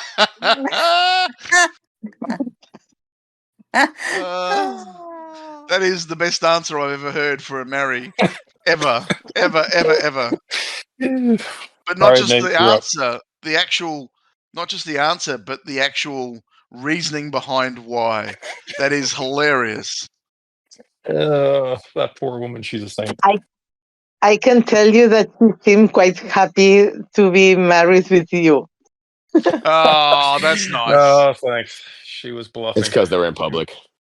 Exactly. That's exactly right. But thank you, Tessa. we have to. I'll digress real quick. We have to go back out and meet up again. Like all 3 of us. My wife had such a kick out of like talking with you and just learn. I mentioned it earlier in the podcast about just hearing you talk about the history of Catalonia, the independence. Just it was great. She really enjoyed that. Thank All you. right, MFK, jump on it, Nate. Do you know that the only people I know I've met personally in the game are you and Eva, and both of you are here now? That's funny. That's nice. It's a good crew. Yeah, that's a good crew. I like to be part of that elite club. It's always nice. I'm going to consider that Pit Crew Junior for myself. Pit Yep. Crew Light. It's so funny because in Catalan, pit crew means raw breast. Okay. Oh yeah, that's true. I guess yeah. I almost spit my water. Now that I picture it written out. Yeah. Alrighty. Nate, your turn. Pretty easy question. I would definitely F Rick. Definitely. Because he's too busy to run his tickets till the second day. And he's terrible at the game, so that means he's probably good at the other things, right? That's true. Logical. Fair. Big logic. He saves his talents for other things. So that would be an enjoyable F, I believe. And then those who have been in the team know why I'm saying this. I would kill Bam because he threatens to kill himself all the time every time he has a terrible score. That's So I would actually just do very us all a polite of you. favor. That's a good point. I would do him a favor and do it for him because he's perpetually in bad scores like me. I think he's beating me right now. And then the Mary is the obvious. She's in the room. She's with us. She's rejoined to rekindle my love for her. Aw. My once my once wife, no longer wife, I would marry whatever her new name is. Smokey. Whatever her name is. Oh, that's hilarious. I thought For you were going to those say like Jackrabbit at the last minute. I thought, oh, that would have been hilarious. You know, like if you just She's like not in the split it team. up like you were going to say me and then you like changed it and then you said like it's going to be Tessa or it's going to be Jackrabbit.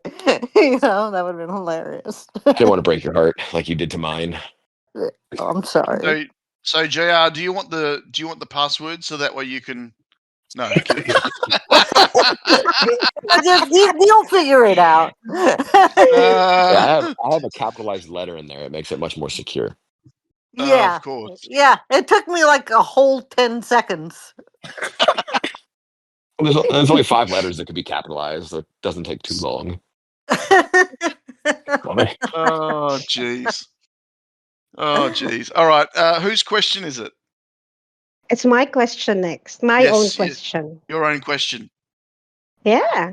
Yep. So, Bandit mentioned before that he had his own radio show, and I would like to know more about it. How long did your radio show go on for? Was it years, months, and what was the topic that you talked about in your Oh, radio show? okay. Yeah, I had my radio show when I lived out in Colorado, and I had it for probably like 7 or 8 years. It was a weekly show that I Wow. did for 7 or 8 years, and I started out in this town that was like at a low power FM station, and it was in the middle of the Rocky Mountains in this little town, and the broadcast signal couldn't get over the mountains, so I looked it up. I had the smallest possible listening audience in the continental 48 states of the US. I had a maximum of 387 listeners. Wow. And And it as a was percentage, how much did you get to of those listeners? 9. I actually got right, exactly 69%. A bunch of people listened because there was nothing else to do in this town. Yep. It was this dinky little place, and the show would be about maybe like 2/3 music, where I would just bring in my own music and just spin tunes, and then I would do like the remaining third would be I'd have guests on, or I would just kind of do like cover the news, kind of like in a sarcastic kind of way. But it was so much fun because with the exception of like outright cursing, which you can't do because of FCC rules, I could do anything I wanted because I didn't really have that many listeners. No one was listening except for like I could see them all. The town was like 4 blocks by 4 blocks. I could look out the station window and wave to them. But it was a blast, and I used to have a bunch of weird guests on. I discovered kind of early on that I would read the newspaper and find like the weirdest news stories that I could find, like online, Mhm. and then I would track those people down from the news story and ask them if they wanted to be on the radio show. Did you And did I you would never. did you do a door by door, like knocking on people's door? Are you this person? Is that the No, easiest no, way in a this small was people. town? No, Is that this how you is people track from people all over the down? world. No, it Oh, was. okay. I mean, I would read like a news story, like on Yahoo News. Yep. And then I would track that person down and I would have them on the show. And I realized that everybody sort of wants their 15 minutes of fame. So I Yep. couldn't get like big A-list celebrities, but I could get, B and C-list celebrities, because I would call them and say, "Hey, I have this radio show and I read about whatever you just did and I'd really love to talk to you about it." I never mentioned that I had 300 people listening to me. They thought they were like going on some big radio show. So it was just fun. I was, I mean, like, Nate, you were saying like, you get like all these angry messages about me. That's basically what my audience would do too. I used to get death threats for things I would say on the air. People used to come down to the station and threaten to beat the crap out of me on air. That happened on my second show ever. Some guy came in and Wow. threatened to beat the crap out of me in the station, and like he could have. He lived like 2 blocks away. But that was a lot of fun. I mean, I think my biggest I once had the U.S. poet laureate on my show to discuss rock and roll lyrics as poetry. Wow. So that was kind of fun. And this was back in the early days of the internet where you could just find people's home numbers. So I just called them at home and got them on the show. But yeah, it was just kind of like goofball stuff like that. They stopped that because of stalking. Yes. Precisely. I'm to blame. Yeah. But it was just it was fun. I mean, I once had and I'll do this quickly because I really got a kick out of my show, and I don't want to ramble too much. But I once had an interview with my U.S. representative, from Colorado, and I had, and this far and away would have been the best interview I had because I wanted to talk to him about local political issues, and this was me trying to be like an actual serious, do a serious interview, and so I had this interview lined up for like 3 months, and I was speaking to his press secretary. Spoke to her many times just to confirm everything and told her, got the numbers to call in, blah, blah, blah. And like the night before the day before I called her just to confirm, and she said, "Oh, he can't do it." And I was like, "When were you going to tell me this? I've had this planned for 3 months." And she said, "Well, his schedule just changed." And I got so pissed off. So my daughter was like a little kid at the time, and she had this talking Elmo doll. You pull a string or you tickle his stomach and he says things like, "Elmo thinks you're funny," that kind of crap. Yeah. I brought the Elmo doll to the station, and I spent the night before writing all kinds of questions to interview the talking Elmo doll as if he was my constituent representative, Yep. my congressional representative.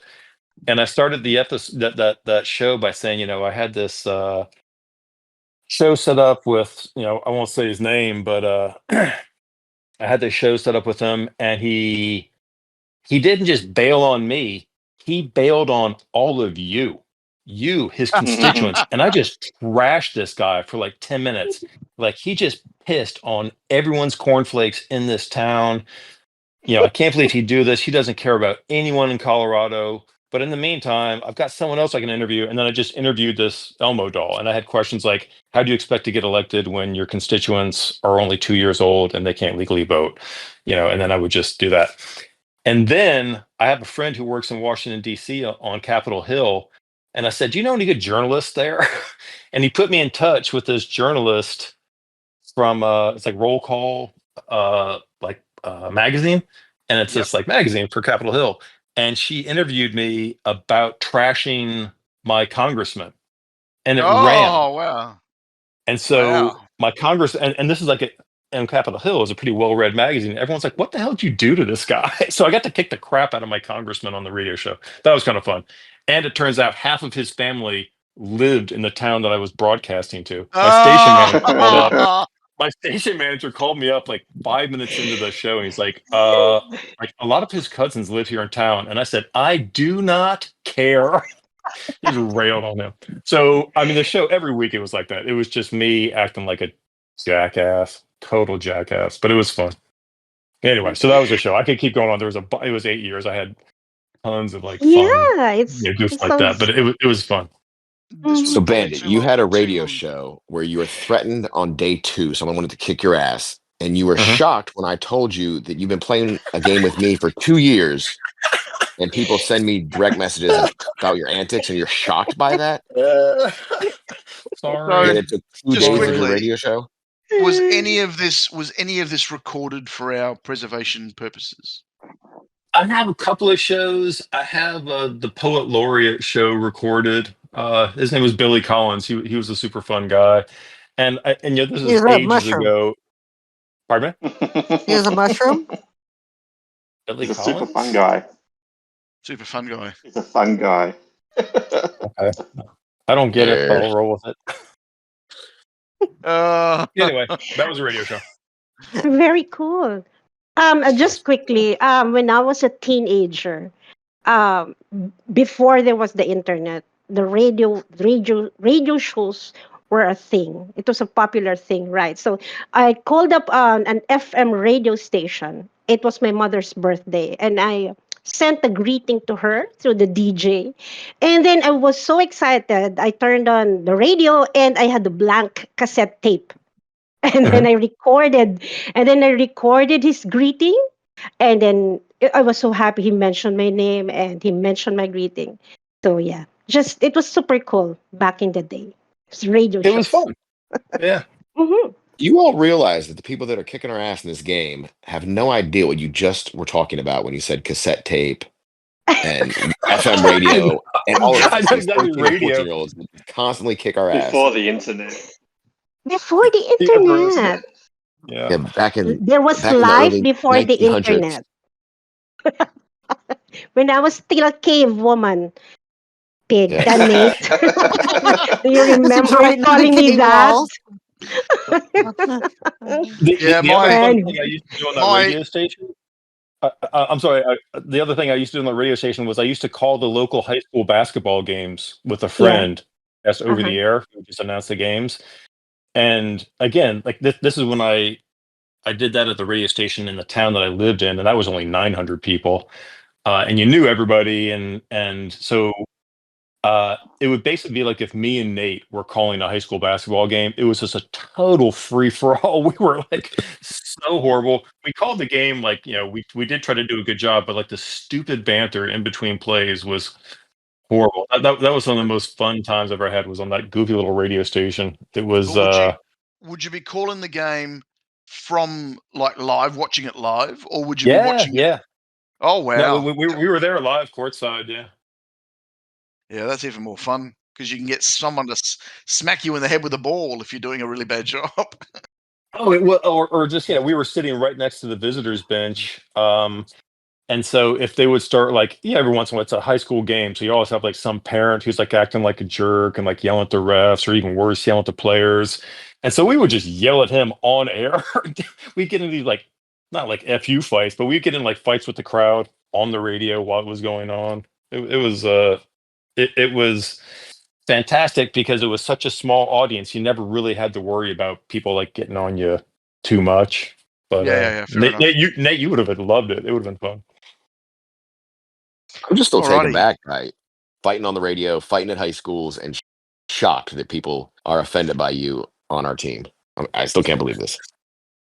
I gotta say, like almost everyone that I call traitor scum, I would say like 75% of them, I usually message privately and say, "Good luck on your new team," Well, that's and they sweet will of you. back me up on that. But you I'm We will are gonna definitely check totally see my here old with these you. DMs. messages where people are trashing me. Sorry for I'm gonna doing that check to you, all Nate. my old DMs now to see if I ever got that from you. Don't go too far into your DMs. You might find something weird. Pete, are you asking the next question, Pete? Well, Cafe, he has a lot of questions that are your way, I suppose. So he goes, why do you play the game? What would you change if you could change one thing? But I want to know, what is your favorite vehicle and go-to time attack track? Nate? It used to be the rally car because it has nearly an unbreakable roof and I couldn't smash my head. So I loved that. Yep. It always killed me. But lately, I've been enjoying the masteries a little bit. I do have a few of them, although I was joking that I had none. I have a few of them done. So I like the tractor full. Tractor's I a would not tricky have one guessed to that. race. It is, but it gets good air. It flies. I mean, when you hit it has a great nitro. So when you hit the nitro on that, plus you get a coin boost, plus you're using the burner. And It's just, overcharged turbo. yeah, you hit them The all at the exact same overcharged turbo time. And is you strong. don't even have to race. Yeah.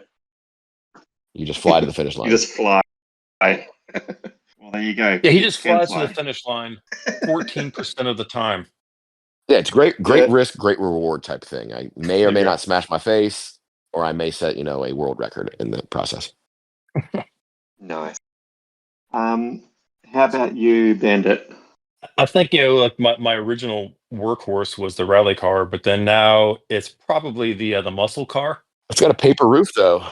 I don't know, like with wings, coin, and like and nitro or like afterburner. I don't know. Yep. And it's also just kind of rednecky, so I sort of like that. I reckon they need a skin with a phoenix on the bonnet. Oh my gosh, that would be awesome. That would be awesome. Yeah, Maybe you pit crewers can explain this to me. and it would slow it down. when I'm in a slump on time attacks or cup races, I go to the vehicles I never play because then they pair me up against idiot drivers that like never even finish. Why is this? Okay, so there is a bit of backstory to that, and this is not because I'm pit crew, but because I've been paying attention as I play. Oh, you're not idiot. You can say it. I'm not. you read Fill between in the the idiot. lines. You read between the lines perfectly. So what happens is whenever you join a cup match, it is it's looking at your previous history with that vehicle and the parts you've used, and then it tries to match you with players that are going to have similar times. Now, if you've never used that vehicle and you come into a cup match, you're basically playing against idiots because you haven't played a game before, you haven't played that cup match before. So it'll put you up against people that are beginners as well, you see. And then as you set a time, it'll then progress. So as you post faster and faster times with that vehicle, with those parts in that cup track, it'll then pit you against faster and faster people. So the game grows with you as you get better with cups. Otherwise, it'll be boring. It's thinking, Nate. It's thinking. So basically, what you got to do is just win. If you're miles in front, stop at the finish line, and then when they catch up to you, go past. So you don't get your challenges too hard. Does crashing on the third help with that? That's what I do.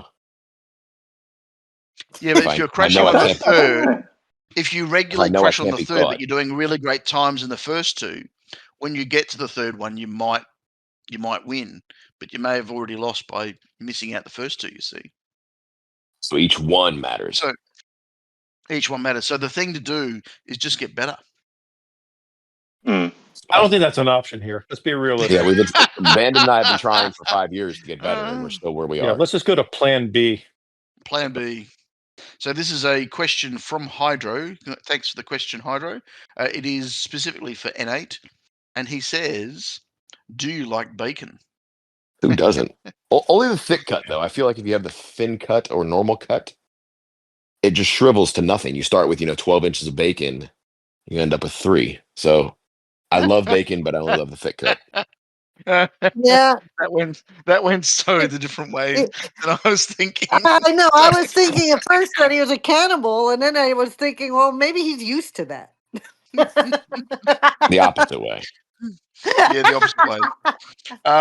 And then he's asked questions for both of you as well. Did you guys buy the glider when it first came out in December?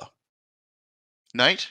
I have to check my account, but yes, I think I did. Yeah, and Bandit, what about you? You got it with VIP, did you? I had VIP. Yeah, well, you got it with a chest in VIP, yeah. If you got to I feel like I opened it in VIP. Yep. Bandit, what about you? I had never paid for a vehicle. Okay, all right. And what about the Eco Thrust nerf? Did you appreciate that or not? N8? Yeah, I felt that the unintended way that it originally was, you could forever. It was stupid. Okay. Bandit?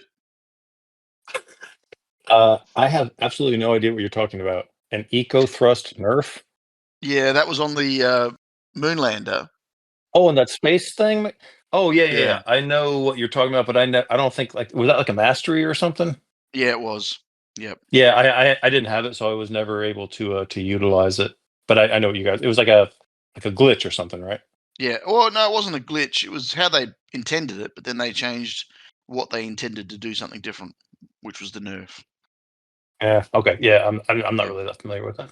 Well, I will go out on a limb and say, look, if you don't know what nerfing is in game speak, it's basically when they take something and make it not as killable, not as great. So when you a Nerf gun will never kill anybody. It might hurt someone, take an eye out, but it'll never kill anybody. So when you nerf something, you make it softer, not as powerful. So they took the game and they made it worse? So it's kind of like dumbing it down, is what we say here. Yeah, dumbing it down. Yeah, that too. That too. But I remember when someone first said that to me, I just went, oh yeah, sure, okay, and I didn't actually know what nerfing meant, and then it was only when someone explained it to me that I thought, oh shit, that's not what I expected. Well, if that's the case, I'm in favor of it. I'm in favor of dumbing down pretty much everything that I encounter in life. Yep. And then one of the other questions is, do you think they should make it easier to gain XP mastery? Nate, you have interesting thoughts on this that you mentioned in the last podcast. Do you want to jump in on this first? Well, I'm reevaluating my answer on this. I think they should make it harder.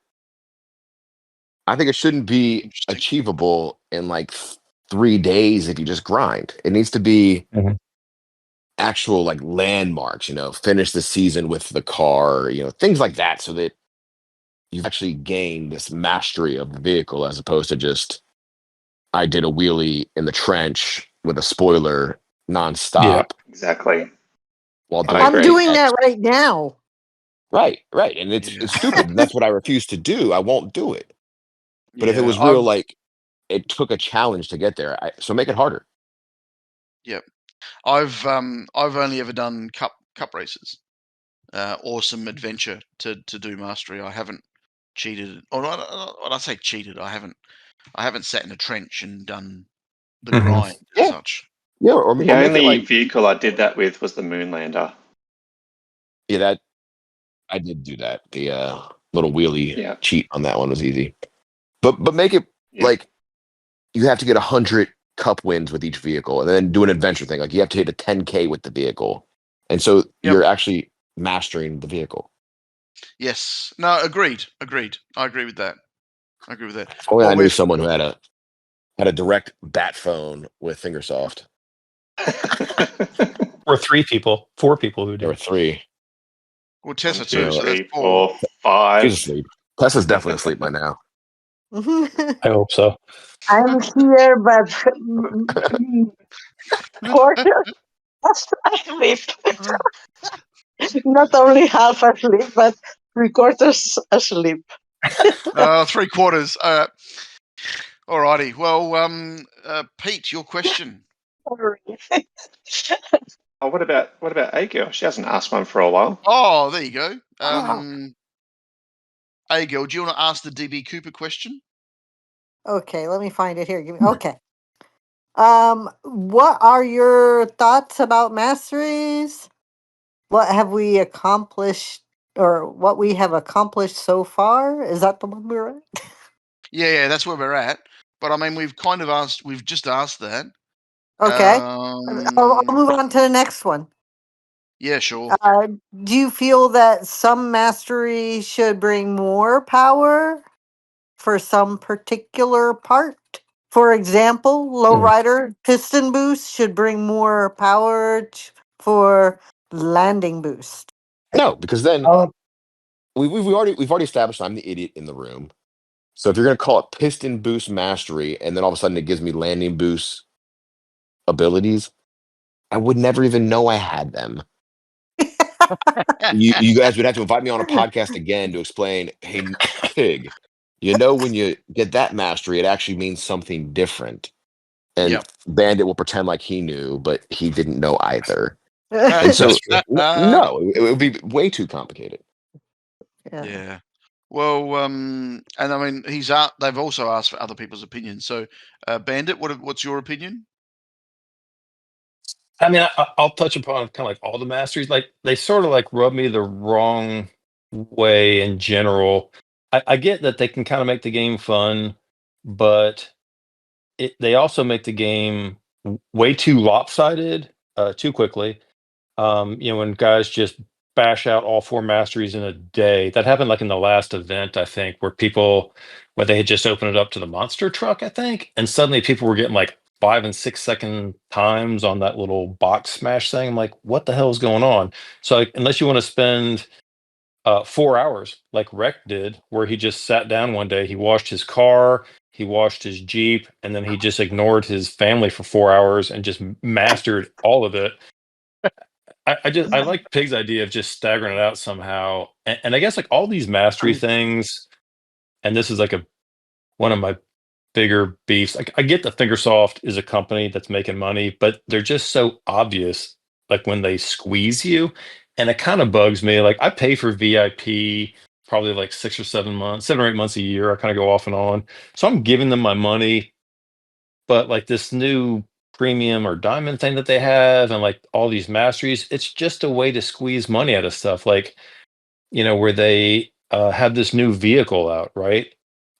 Whatever the hell it's called. Yeah, they had this new vehicle coming out, and I thought I read someplace that they're going to have it in the new team event, but it's not going to be available to get through like the public event or whatever. You're going to have to buy it if you want to use it. And it's just like I already feel like I'm willingly letting them like use me. I feel like every time I open a game, I'm like a little hamster pressing the red dot so I get my food pellet to come down, and they've got me hooked and they're reeling me in, and I feel kind of gross about it. And I feel like all this mastery stuff, it's just one more way. Like, if you're a casual player, it's no big deal. And I'm like semi-casual. I don't get super worked up about, winning and losing. I do, run tickets, and I do mostly play just to try to beat Pig. But it's like if you want to be competitive at a certain point, you have to master all this stuff. And to do that, you're going to have to spend money either on VIP so you can get, diamonds to pay for your double XP, blah, blah, blah. So I don't feel like they're doing it to make the game fresh and exciting. They're doing it because they need to open up a new revenue stream. And again, I get that. We all have to eat, but I just sort of feel like I'm so obviously being manipulated and used. It kind of bugs me. I don't know. But don't all games kind of do that? I mean, to a certain extent. I mean, either way, it's like you either have annoying ads, or you're paying so that you don't have annoying ads, or you're paying to have an advantage, or someone's stealing your identity. I mean, there's something that you're giving up, or in some I way. guess so, but I mean, like maybe it's like I'm comparing, and this is an unfair comparison, but you compare it to like a console game or something like. Yes, I'd rather buy HCR for $30 on the App Store and have them leave me alone instead of like, hey, do you want to keep playing this and stay competitive? Because everyone else has like ponied up and paid for these parts or paid for VIP, blah blah blah, and like I stink already, but like my garage power is like high enough that I can kind of like hang in there. But yeah, at some point, if I got rid of my VIP, like I'm never gonna get these vehicles. For a long time, I didn't have the hover bike because I just could never get it, and so like there were a lot of team events that I could never like use. I didn't have it, so like there were various events that everyone's getting like 12,000 points on, and I would get like 2 because I had to use the tractor or something for a long jump. So like that's like one of my kind of peeves about the game, and that's kind of like a personal thing. But you have to admit, though, this game is kind of cool in the fact that, yeah, you're paying for it, but you're paying for a whole community. In a lot of these games where it's just, hey, you download it, I mean, it's just you and there's nobody else, and there's a whole bunch of ads that you just annoy the hell out of you. There's so many games I've downloaded and then I've just gotten rid of 5 minutes later because it's like, okay, I've had this game now for 5 minutes and I've seen 10 ads. Yeah, well, I get that, and I can see where people definitely get like value from it. But like honestly, on the times when I would quit the game, I'd still hang around Discord, talk shit to Nate and various people. So I had that community there. And the thing I like most about this game is the people who play it. I don't care about like collecting coins and on Mars and a lunar rover. It's just hanging out with like Nate and various folks and just goofing off. Yeah, but with the console game, like going back to the console game you mentioned, right? Like I had a PS1 back in the day, and you'd buy a game, and that was it. You'd bought the game, you played it and played it and played it, and when you finished the game, you had to buy another game because you wouldn't go back to the make game it harder. and you couldn't make it harder. That was it. You just like I played Gran Turismo on and for a long time I'd built up my garage. I had one of every car, and the only reason I used to pull it out to play it was I had a little Fiat 500 that I had maxed out. I'd done all the stage tunes and everything else, and it was It was, it was pimped and all that sort of stuff.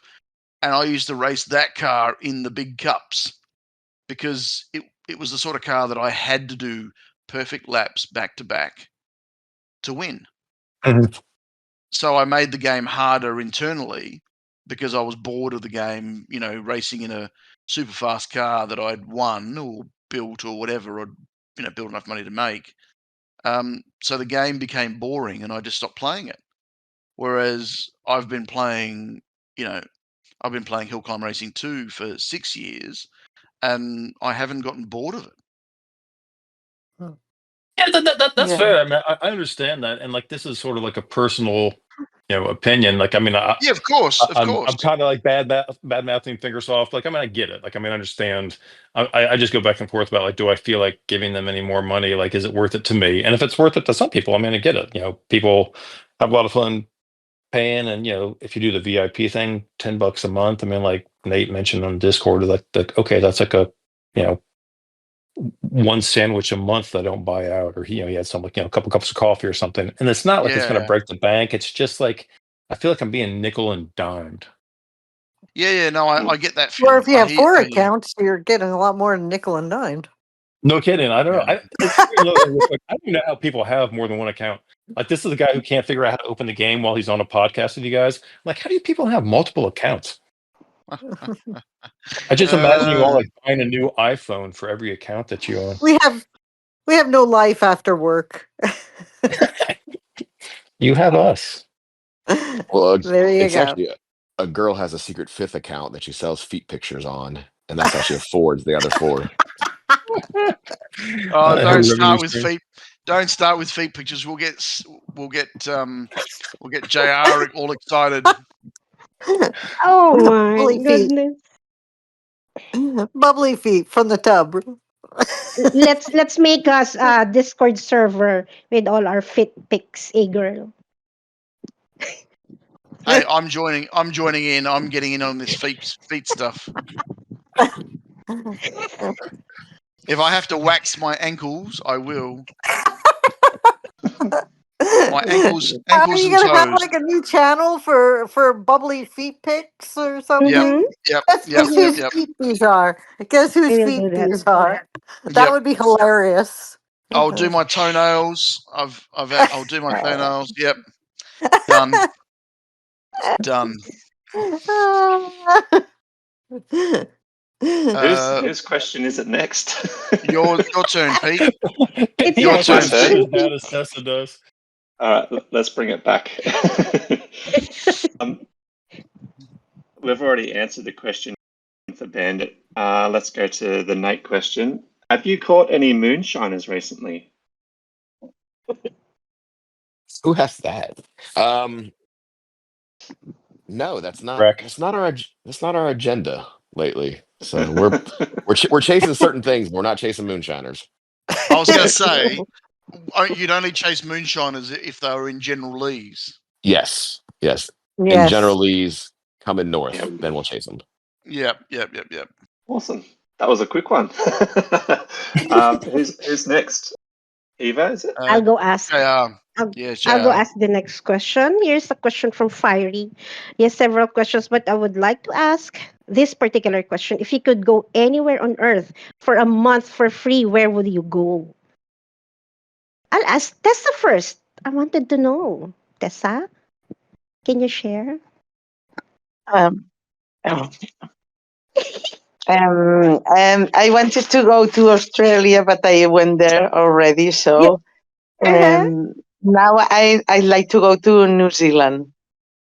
Oh. I've heard it's nice there. Never been. Yeah, that's on my bucket list too, I must say. Take me with you.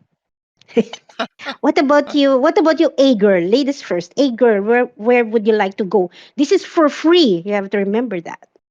I think I already mentioned this when y'all interviewed me last time, but I am really into the Australian and New Zealand accent. I mean, I would go there in a heartbeat just to listen to people talk.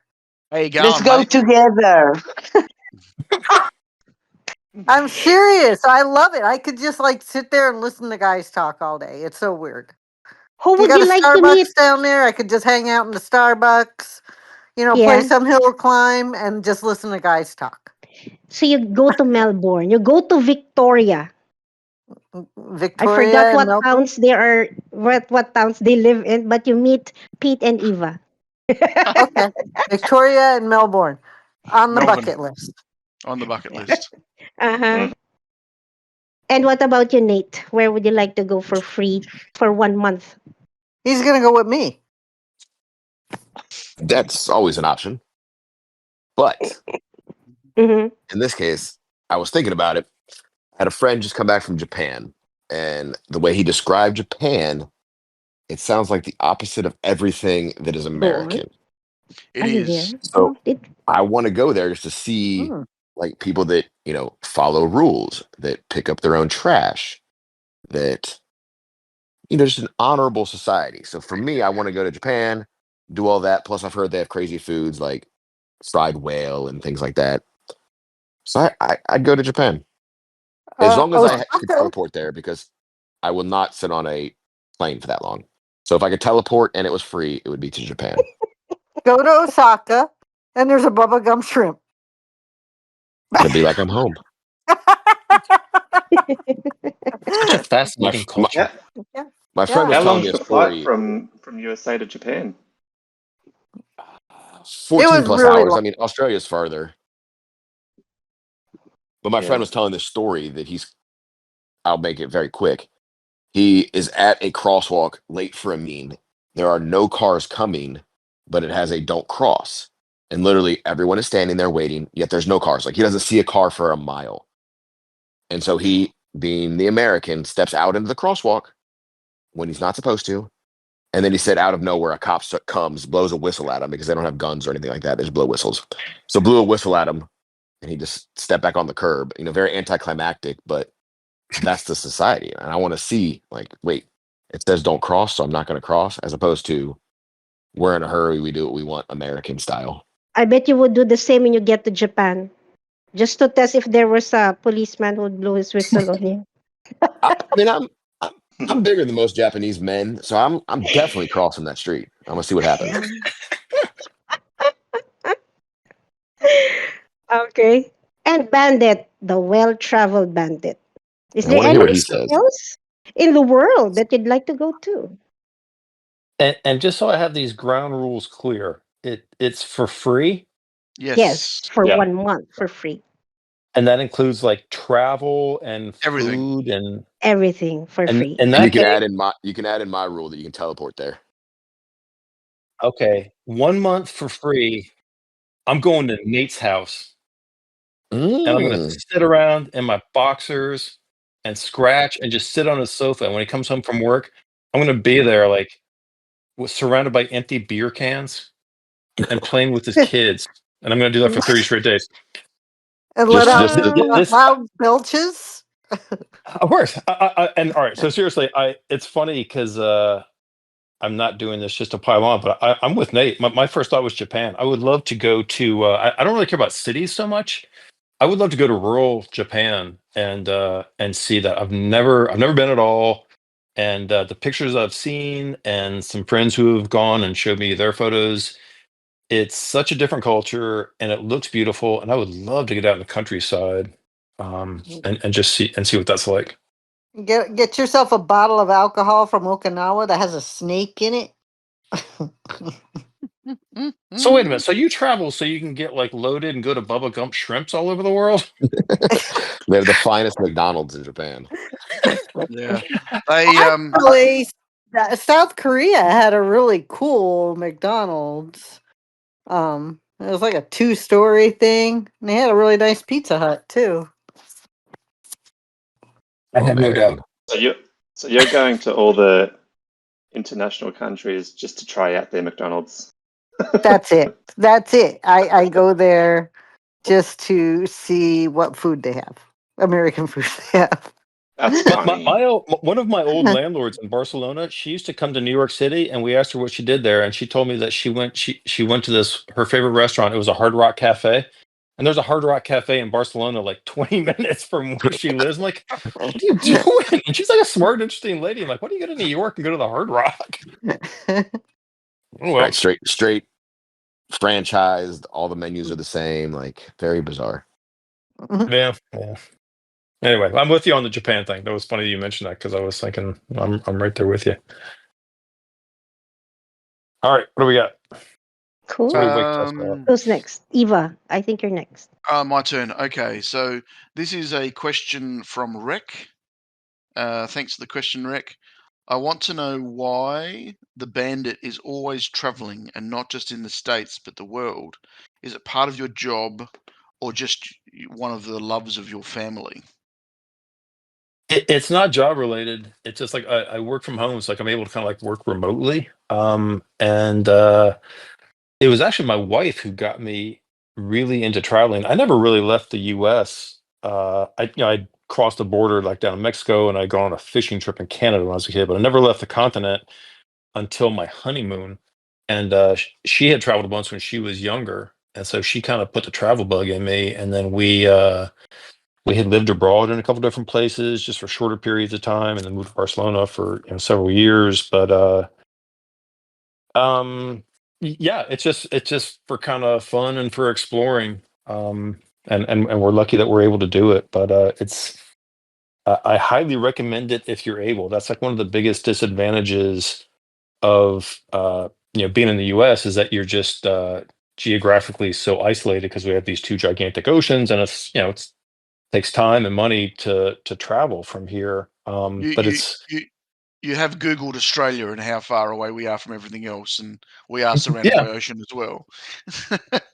yeah, but I mean, do you see any kind of effect? Because I think like It I does. was kind of fairly like I guess like closed-minded or just ignorant of things that I had no exposure to, and then I started traveling, and it was just like fascinating, and you Yep. learn a lot, and it opens your eyes to things that other countries and other people and other cultures are doing really well versus what's going on in the U.S. And you see things in the U.S. that work really well compared to other countries, and it gave me a lot of perspective on things. So Yeah.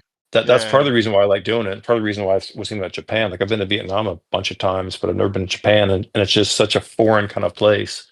I think Yeah. it's good to just have that exposure if possible. Yeah. I must say my second ex-wife lived in London for 4 years, and she amassed something like 35 countries in 4 years because every second weekend she had a 9-day. She was doing 9-day fortnights, so once a month she would get on a plane and go to a destination that was, a new country for €25 or €50 Yeah. on a plane or a train or something, and then she'd spend the weekend in a different country. So I was kind of envious of that, to be honest. It's definitely a plus. I mean, I grew up in North Carolina, like in the South, here in the U.S., and was pretty like sheltered in that regard. And it just really helped me out a lot. So anyway, that's why we kind of continue to do it. And I think it's kind of good for our kid too. And also it's just fun, I mean, it's Yep. such an, we go to some of these places that are, and I always get into like some stupid scenario somehow just because I have to bludgeon my way through the local language or I make some dumb, misstep. But it leads to good stories and it's kind of humbling. So it's all I have a positive. follow-up question. Do you collect anything when you travel? Like a ref No, magnet, a postcard, or no, whatever? yeah, I know what you're talking about, but I don't really collect stuff in general. I try to keep I limit the amount of physical objects I have around me. That's just sort of like a thing. So I have, take a ton of photos and that kind of thing, but I don't collect like t-shirts or, magnets or spoons or anything like that. Do you Okay. have something that you collect from your travels? Well, I have this picture in mind that the door of your fridge is full of ref magnets from the places that Uh, you've been to. So that ruined no, my no, imagination. that's something my wife would do. My wife's kind of like the collector, and I'm sort of like the exact opposite. If I wasn't Mhm. married, I would probably live in a studio apartment, and I would have a chair, a table, a bowl, and a spoon, and a bed to sleep on. That's about all I'd have. Well, Very it's funny minimal. you say. I've been collecting T-shirts from everything I've done. So whenever Ooh. I've been somewhere, I'll collect a T-shirt. I have a drawer with conservatively 300 T-shirts. Oh my gosh! 300. Yeah, and this is like years and years of Wow. going into CrossFit boxes, doing a CrossFit workout with a new gym, or one from the Stelvio Pass when I got to the top of the Stelvio Pass, concerts and stuff like that. I'll just buy a T-shirt, and occasionally I'll wear the T-shirts. Don't get me wrong, but I have a drawer full of them, and it's kind of gone to drawer 2 now. We need a podcast T-shirt. Yeah, we need a podcast T-shirt. Yeah, I'll do that. All right, done. I'm shocked that you CrossFit and it took you 2.5 hours to tell us that you CrossFit. Usually that's in the first 5 That's minutes. a very good point. Used to CrossFit. I actually photographed. I actually photographed Tia Claire Toomey on her wedding day. So Tia Claire Toomey's won the last 7 years of CrossFit Games. I actually photographed her wedding. A little place. Did she in know? Maroochydore. Yeah. I wasn't hiding in the bushes. It was a surprise. It was a surprise wedding. It was supposed to be an engagement party that turned into a wedding, and I was one of 4 people that knew. And there were people that were talking to me afterwards that were going, "You knew and you didn't tell me." And I'm like, "It was a surprise. Sorry, what part of a secret don't you understand?" So no, it was really, really, really amazing day. Really amazing day. So yeah.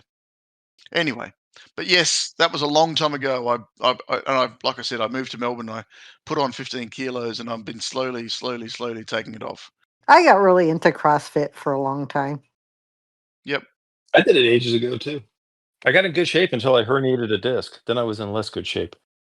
Yeah, no, I didn't do any of that. The only thing I hurt, which was more stupidity than anything else, was I tore 3 ligaments in my ankle coming down from a rope climb and landing on the rope.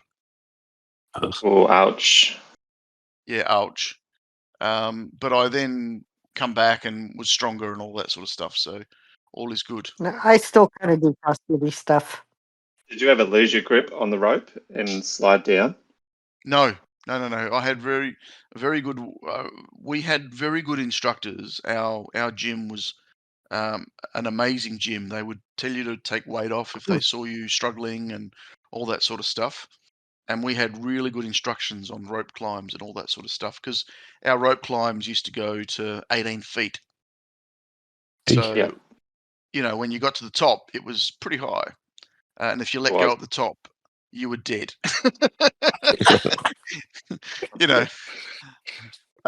So yeah, we kind of go on. I said, don't let go. Yeah, don't let go. So we had really great instructors and coaches, and it was just one of those things. It was an amazing place to be. Yeah, really amazing place to be. Since we're talking about injuries, shall I tell you all what I did to my hand? Yes. Sure.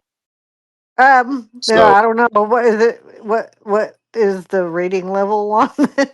This is very G-rated. Okay. The truth. It's the truth. So Okay. Bandit, his quest is to always be better than me. He currently is besting me in the team event, but it's only because I have been in a cast, or I guess it's a splint, for 6 weeks now. Because I broke 3 of the metacarpal, which are the long hand bones, on my right hand, my dominant hand.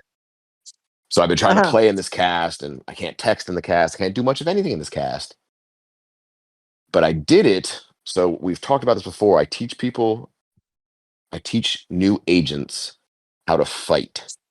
That's my job. So I teach them how to fight, and I'm teaching them how to fight, and I'm trying to encourage this soon agent to punch a punching bag harder. And imagine we're in this room. No, that would be a better story. So we're in this padded room with punching bags in it, and they're punching the punching bag. I'm like, no, hit it harder.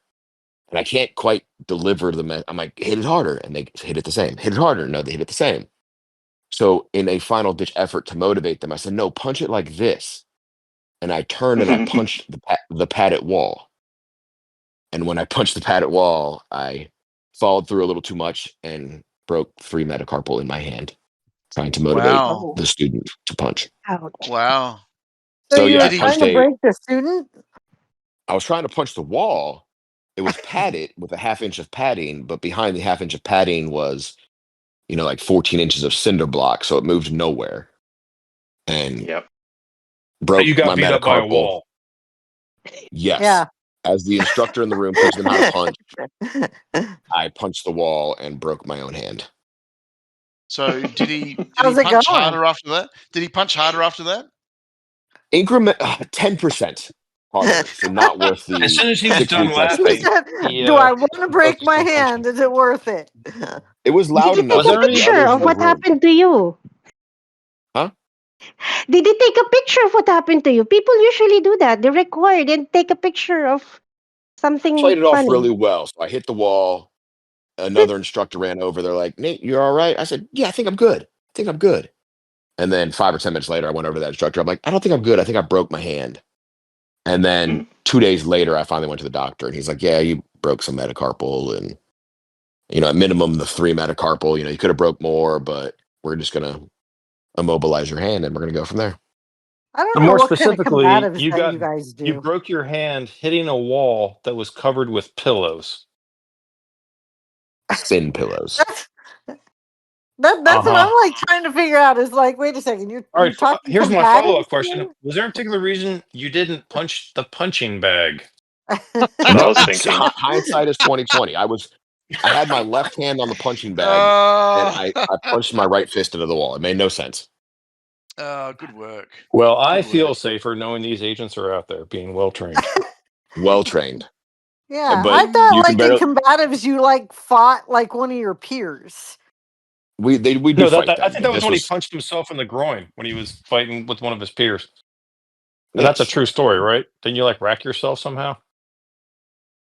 Yes, that's another story. That's a long-winded story to explain how I did that. But yeah, I often squish a nut. Wow. Okay. On that your note, poor wife. Next question. Next question is from Rec again. Speaking of wrecking things, what is your favorite meal to cook for yourself in a hurry? And if you were bringing your favorite dish to a party, what would it be? We'll start with Bandit. If I'm bringing something to a party, barbecue chicken wings. Because I can make 100 of them, and I have a fantastic dry rub and a sauce that I make, and I can just make a bucket full of them. So that in a pinch, if it's just like a party kind of thing, I know chicken wings aren't exactly gourmet. If I'm having people over for dinner, I'm not going to do that. But for a party, definitely barbecue wings. Delicious. And your favorite meal to cook for yourself in a hurry?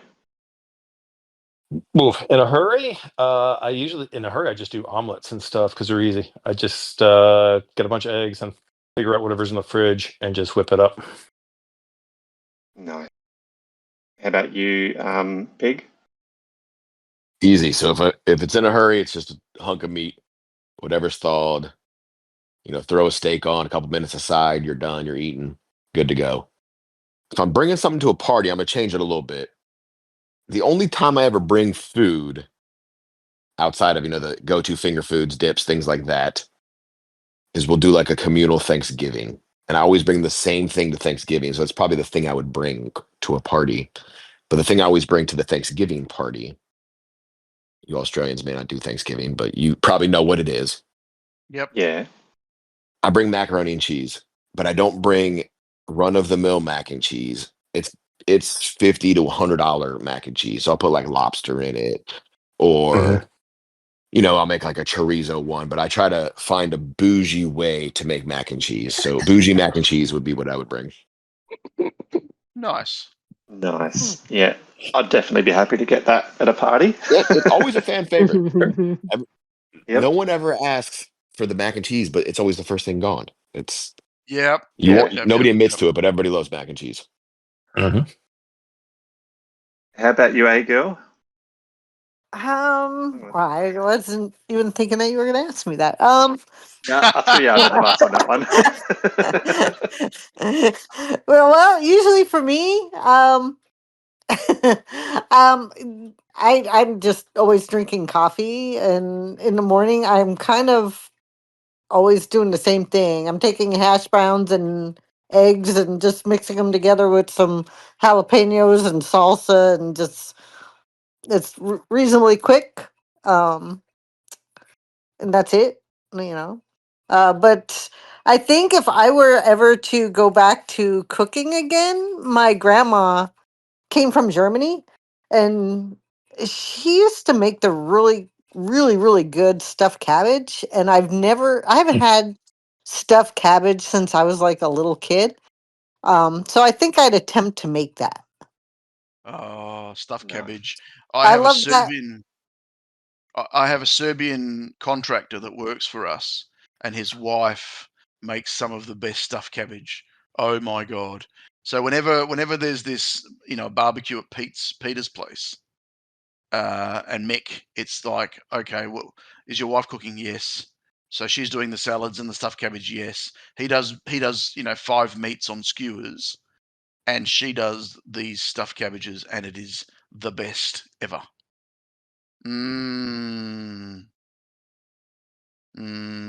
Very nice. I And my can. hubby loves green beans and spätzle. That's his favorite. Oh, okay. So I might throw that in too. It might be a Okay. twofer. Yeah, good idea. A lot of fiber. Yep, a lot of fiber. All right, Jackrabbit, you're up, I think. Okay. This is a question from Silk42. Thank you for this question. This is kind of long, but I'll try to explain it. If you could add a new tuning part, what would it be? Letter A, airtime boost. It's like a wheelie boost, except it boosts you while collecting airtime. Letter B, emergency fuel. You start with one extra tank of fuel that you can push a button to see at any time. A shield, an energy shield that wraps around any vehicle and protects it from damage before being depleted after several hits. Or D, another one, something else that you'd like to see added. I'd like to hear from Bandit first. What tuning part would you like to add from these choices? I would go with D, like my own a suggestion. I would Yeah, love injection seat, where you could hit a button and ejection. just launch yourself out of your Get vehicle. on the bus. If you run out of gas, you just you pray to God that you have enough ejection power to launch you over the finish line. Oh, I like that. Yeah, I'm that's serious. cool. I would love that. I wouldn't even bother running the race. I would just go 5 meters and then just launch myself up into the air. That would be Have fun. you That would be have you fun. ever tried pressing the exit button? Because that launches you.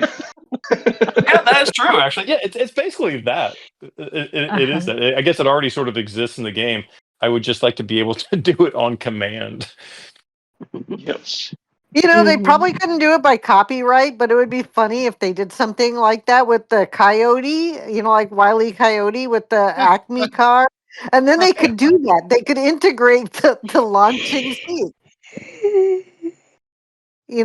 They could. They Those, could. They'd have to change it though, 25%, so they don't have to Right. I worry just Right. about. thought of something. Like if you were to equip the start boost and you didn't actually get the perfect start, so it stayed stuck to your car, yeah, It's it would interesting. be handy to have a button to be able to yeah. hold on to it and then Hmm. send it off at the end of the race. So you could still That's use really it if you didn't get to cool. use it. Yep, which usually happens to me. Yeah. What about you, Nate? What extra tuning part would you think of? I like the option C. Was it the like a Shield? cloak, the Yeah, halo? Yeah, Yeah, that's right yeah. up your I alley. I need that because then you almost like another nitrous button where it's on demand. So you're going through like all those downhill where you have to thread the needle that they're putting in the team events. One of those where like, okay, this is where I always die. I'm on ticket 47. I still haven't made it through this channel.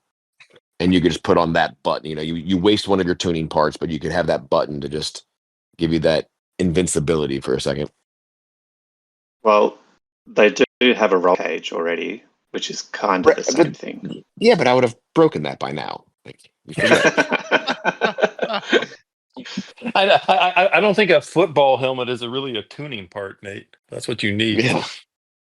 I always wear that to try to protect myself, but it doesn't help me.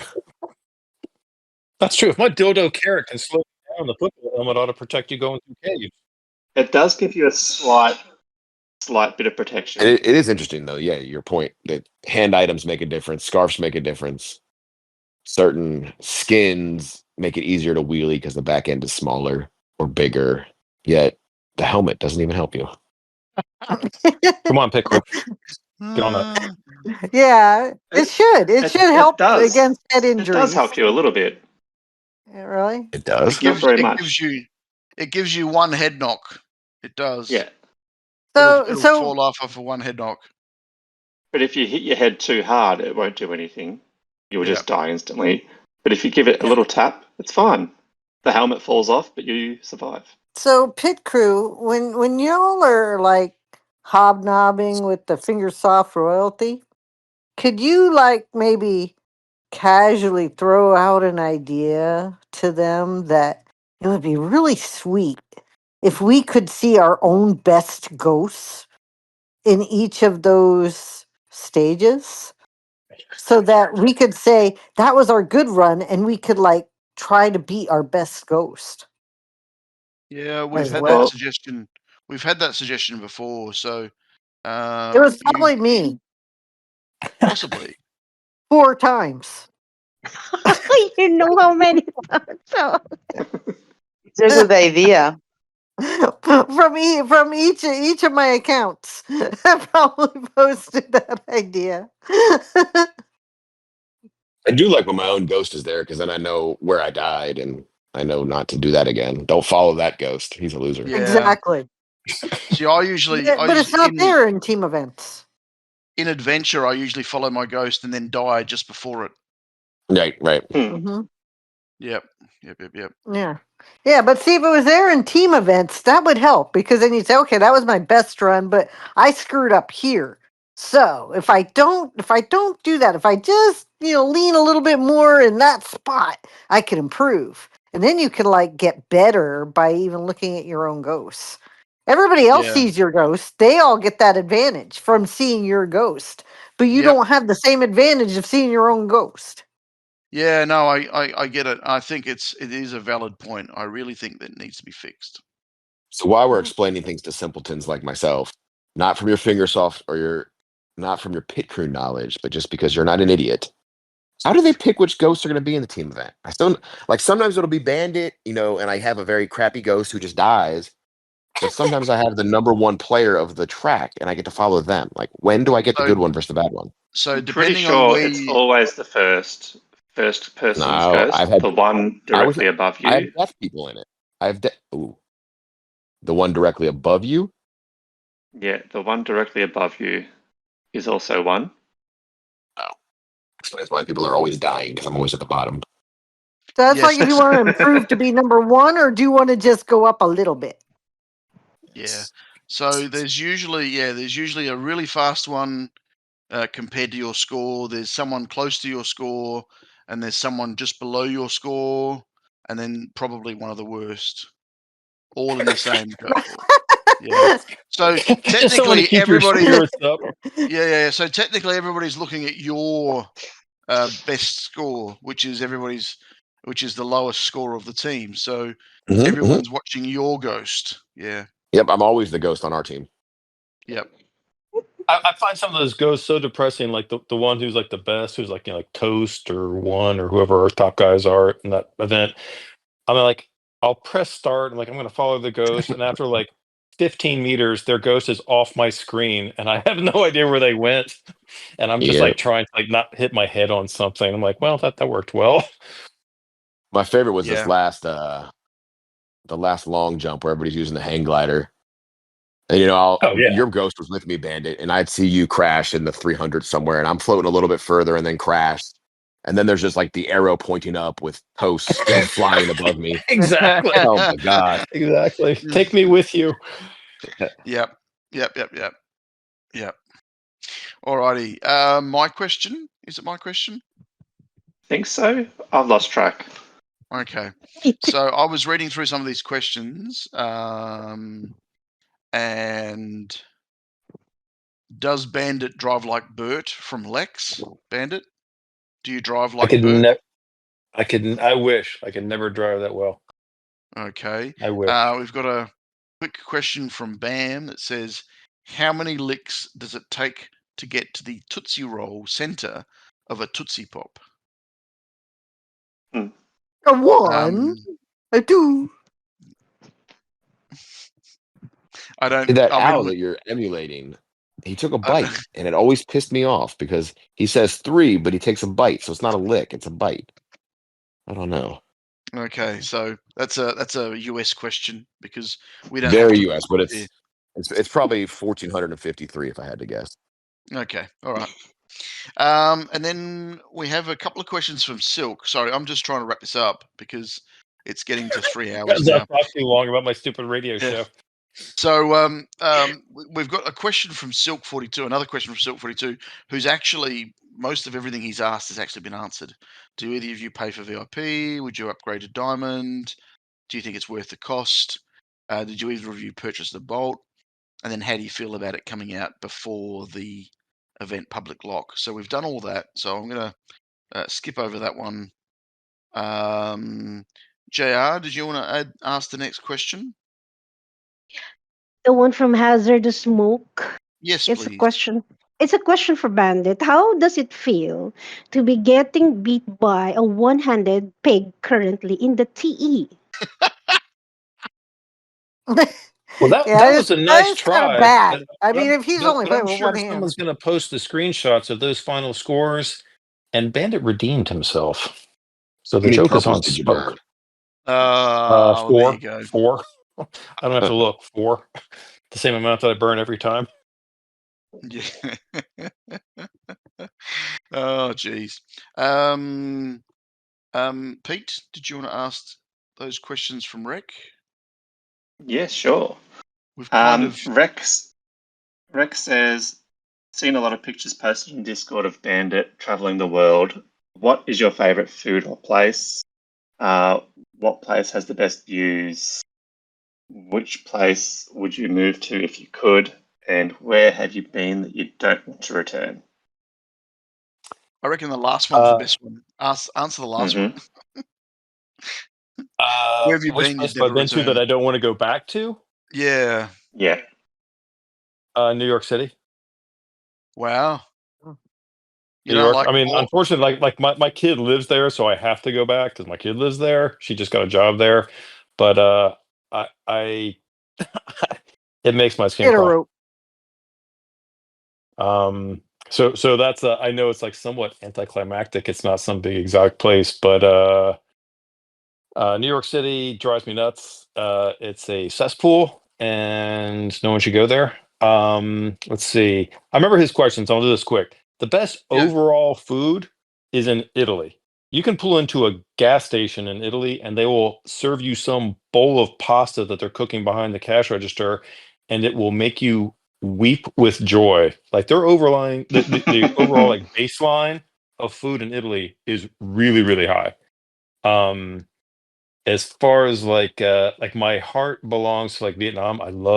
We've been there maybe like 8 or 9 times, and I love Vietnamese food. Favorite city in Vietnam? Favorite city in Vietnam?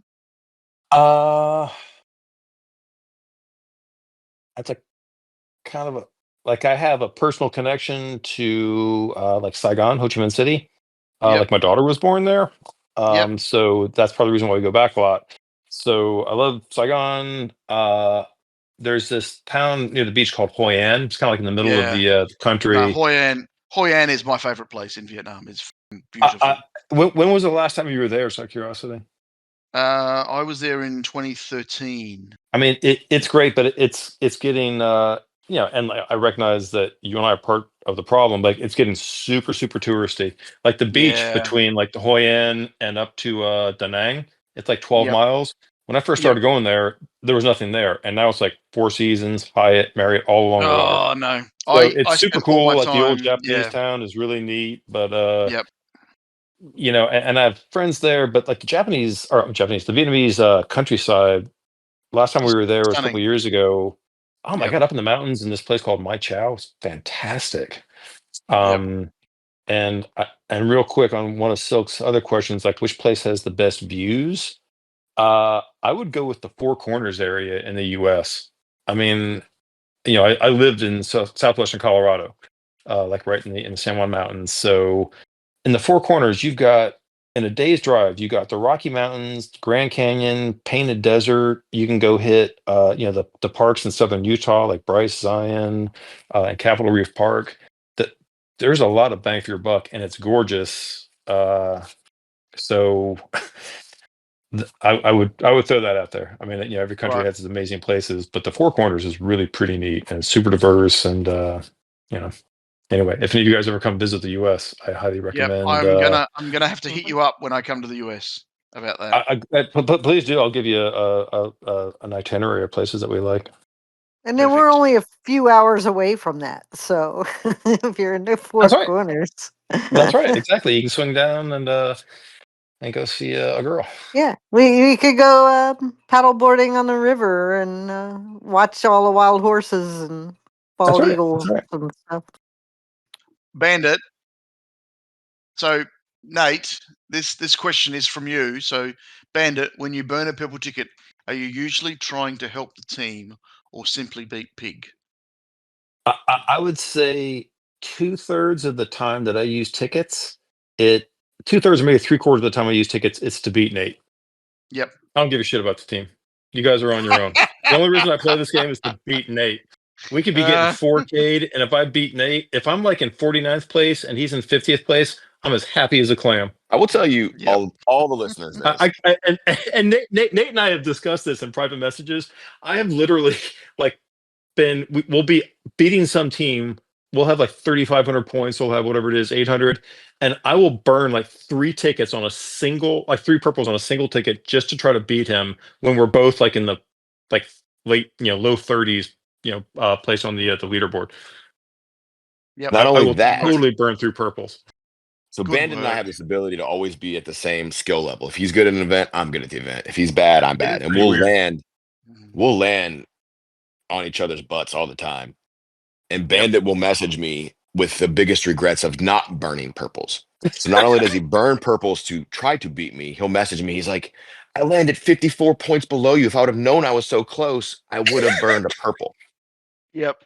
So Yep. every purple he burns is for me, and every purple he doesn't burn and regrets is because he just ended up south of me. Absolutely. Mhm. Absolutely. No, It's his The only whole- quest in the game.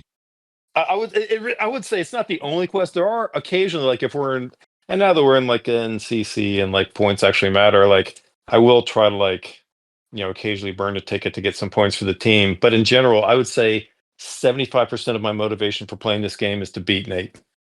Yep. It's That's so fine. sad. It's horrible. keep it up. Internal It's so competition shallow. is always way better than Yeah. not. External. Yeah. No, indeed. Definitely. Alrighty. So JR, it's up to you. I would like to ask a question first, Eva. Should we get everyone on the quiz? Well, Nate already has. AGirl already has. I've already got her in there. The only person who hasn't done the quiz, this current quiz, or Yes. actually ever done a quiz, is Tessa. So Tessa, do you want to do Yeah. the quiz? Okay. Yay! So Okay. it's just and Bandit. That was Okay. a hard arm All right. twist. What is this quiz? It's a never have I ever quiz. We'll explain it to you in just a second. Okay. So Okay. Tessa and Bandit will be playing this quiz. This will be Yep. fun. So I made this little quiz for our podcast guests. The title is Never Have I Ever Hill Climb Racing Edition.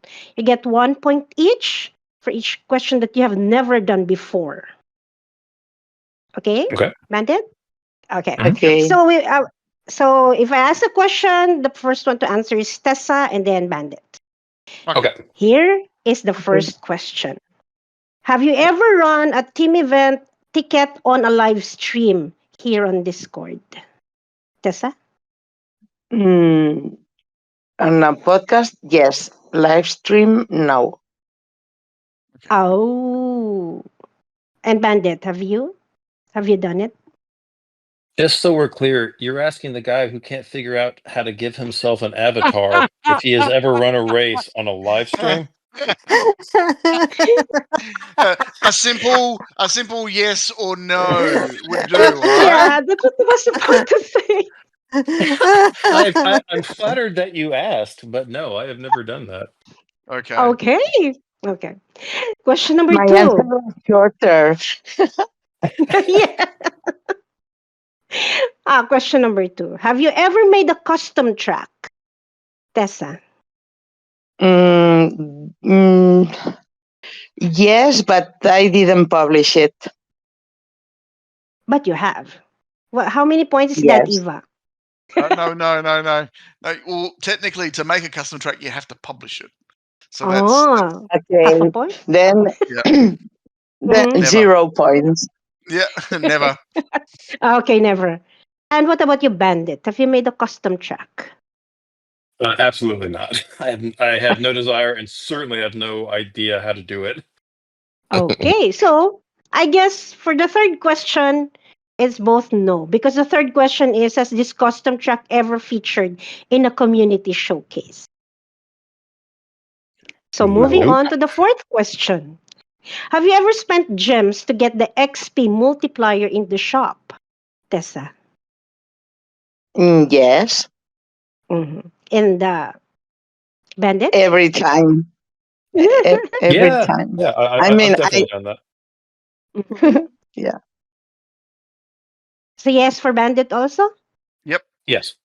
Yes.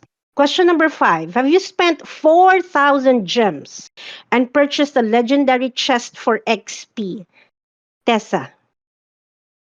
I think I'm smarter than that, and I only pay 2,500 for the same exact chest. Never. So not the 4,000. When it's a vehicle with mastery. Yeah. Yep. Okay. Yeah. Mm-hmm. And what about you, Bandit? I've never done that. Mm-hmm. And I would never do that also. Number 6 question. Have you spent real money in the game, Tessa? A lot. Well, not a lot lately, but I've spent over 7 years. I've spent maybe more than 1,000 euros. So, Mm. yeah. Okay. Mhm. And Bandit, have you? Yeah. I have a VIP membership. Okay. Next question. Have you completed masteries for all current vehicles with mastery? I think it's 15 vehicles. Are your masteries up to date? Tessa? No. I only have 4 completed masteries, I think, or 5 maybe at the most. Okay. And Bandit? No, I haven't completed them all. Okay. Next question. Have you ever thought of giving up playing the game? Tessa? Have you ever thought about giving up the game? Yep. Yeah, have you thought of it? When I get angry, but it only lasts for 1 minute or 2. So that's not really giving up. No, that's never. No, I've never given up. I've never, never Okay. ever. Okay. Not for And one Bandit. day. Bandit. Yeah, I mean, I've thought about it, and like I said earlier, I've done it for like a month or 2 at a time. 2 months might actually be long, like 4 to 6 weeks at a time, just take a break. But I didn't delete it off my phone. I thought about doing that. I'm like, just knowing that Nate is out there somewhere posting scores and probably making fun of me for being a coward and deleting the game, it just draws me back in. Yep. Mm-hmm. Number 9. Have you used a prefix in your name to announce what team you are in? Tessa. Yes, a prefix. Okay. Yes. TNT, for example, or Yeah. yeah. Mm-hmm. Yeah. Okay. And what about Bandit? Have you done that? Yeah, I think I did that briefly when I was on Zigzag. I had a couple of Z's up there, but I haven't done it since. Mm-hmm. Okay. Mm-hmm. So next question: Have you ever created content for a YouTube channel? Tessa. No. No. And Bandit? No, definitely not. Mm-hmm. Well, Next question. does it count Yes? if sorry. Does it count if I appear on Very Shark's videos? No. Exactly. It only counts if you say it. If you say I've been on Verishek's videos looking really bad. Yeah, I was like the third person he passed when, Yeah. You can see me disappearing off the screen. Yeah. While he was playing in a handstand. Yep. Right. Yep. Okay. This next question, we know the answer, but I'd ask it anyway. Have you ever met another HCR2 teammate or player in real life? Tessa. Yeah. Yes, Bandit and Eva. And Bandit? How are we doing on the score? Am I still tied with her? Do I need to lie? Yes. No. Answer the question. Well, this is the irony. The both of you have met each other. This is the funniest part. Uh-huh. Yeah, of course. The both of you have met each other. That is the funniest part. Yeah. I still have another question. This is the last question. Have you ever done a face reveal on any Discord server? Tessa. Yes, but on the mod, on the Fingersoft server, on the mod channel. That's not really public, is it? But it's still a Discord server. It's a public server, but not the channel isn't public.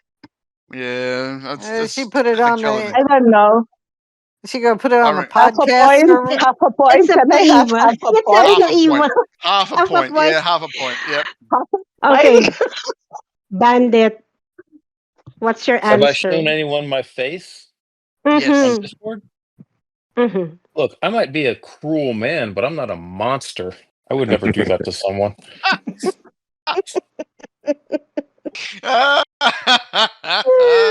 And that's why he had a radio show, because he has a face for the radio. Precisely. A face for radio. All right. Well, goodness. Tessa has come in as a surprise special guest, and she has beaten Bandit by half a point. There's a big shocker. I lose at something related to HCR2. There's a big surprise for everyone. And I think the biggest fun fact about this one is that both of you's met each other in real life. That is just, and then we got Eva in the mix. That is just hilarious. I got to meet Eva to close this circle here. Yep. Yeah. You do. I will find you one maybe in. I'll meet you in Vietnam. All right, that sounds good. In Hoi An, in the French sector, having a coffee. That sounds perfect. We'll do it. That sounds perfect. All right. Oh, sounds good to me. So yes, 8 to 7.5. So I was sitting there for a minute thinking that Bandit might get all of the nevers, but he had a couple of zeros, so that's very good. So congratulations to both of you. Bandit, don't feel let down, because you've won. I'm used to it. The same as everybody else who's ever been on playing on this game. You've won absolutely nothing. Excellent. I know that I'm tied for first place then. Yep, you're tied for first place. Everybody, so don't feel bad. So that the Never Have I Ever kind of gets us to the end of the podcast, and it gets us to this point where we say a big thank you to all of our guests. We say a big thank you to our special guest Tessa for coming in just at the last minute, which was very, very good of you. Thank you. Thanks to AGirl for when you told me to come. I mean, you told me in the last minute. Yes. She's I'm losing, like, and she's losing sleep over the podcast. yes, So she thank is. you so much. Yep. Thanks for What the time late is it now, night. Tessa? And Thank you, What time thanks, is guys. it there now? What time is it? Pete was asking. 5 in the morning, past Oh my God. 5:19 in the morning, Oh Oh my wow. goodness. Wow. and Oh I my haven't goodness. slept yet. Oh Yep. my goodness. And a very big special thanks to AGirl for coming in and just kind of being the pom-pom waving team player, team hopper, and Yeah. all-round amazing person. So thank you very much for Aw, joining us as thank well. you. And I also Um, crashed the CT team site, so now Yep. I'm on the team. Yep. So our first and last Welcome ever aboard. poaching session. Our first and ever last poaching session. A big thanks to N8 for coming back and bringing Bandit with you. So thanks for spending some more time with us. And to Bandit, you're now one of the podcast people. So Well, thanks so you're much for welcome. having me on. I really enjoyed it and I appreciated the invite. We have had a lot of fun. I've had a lot of fun having you on as well. I'd actually not realised how close a run we'd had with Team Cat back in the day. And I can remember Tessa now telling me that I needed to get you on the podcast many years ago. And I said I'd work on it. And I don't know how we did it, but we've managed to get you on. So thanks to Well, JR. Thanks to JR and Pete for getting that organised, because this has been a really great trip down memory lane and a whole lot of fun. So thanks, Bandit, for coming on. my pleasure. JR and Pete, thanks for everything you do. Yeah, And do you thank guys you, have any? Eva. Yeah, no, all good. It's been hilarious. This has been one hell of a funny podcast. Mhm. JR and Pete, you got any words to end out the podcast? Yeah, just basically thanks to everybody asking questions and listening to the podcast. We wouldn't be doing it if it weren't for you guys. And also thank you for AGirl and Tessa for coming in last second. It was quite a good surprise to have you guys join us. And You're welcome. Bandit and Nate, Yeah. thank you guys for finally jumping on. It's been a hard one to get a hold of, but we got there in the end. Thank you very much. Thanks Thank you for for having us. inviting Thanks for me. giving us alternative times. Yep. Yes, I appreciate the Mhm. flexibility. Now I'm going to hang up and go check my scores and see if Nate's beaten me yet. Haven't Not yet. yet, not Spoiler yet. alert. All right, good. Jack Rabbit, So you got just anything? before we, JR? Yeah. So finally, a Bandits episode happened, and this is what I love about the community, because when you message people, they show up.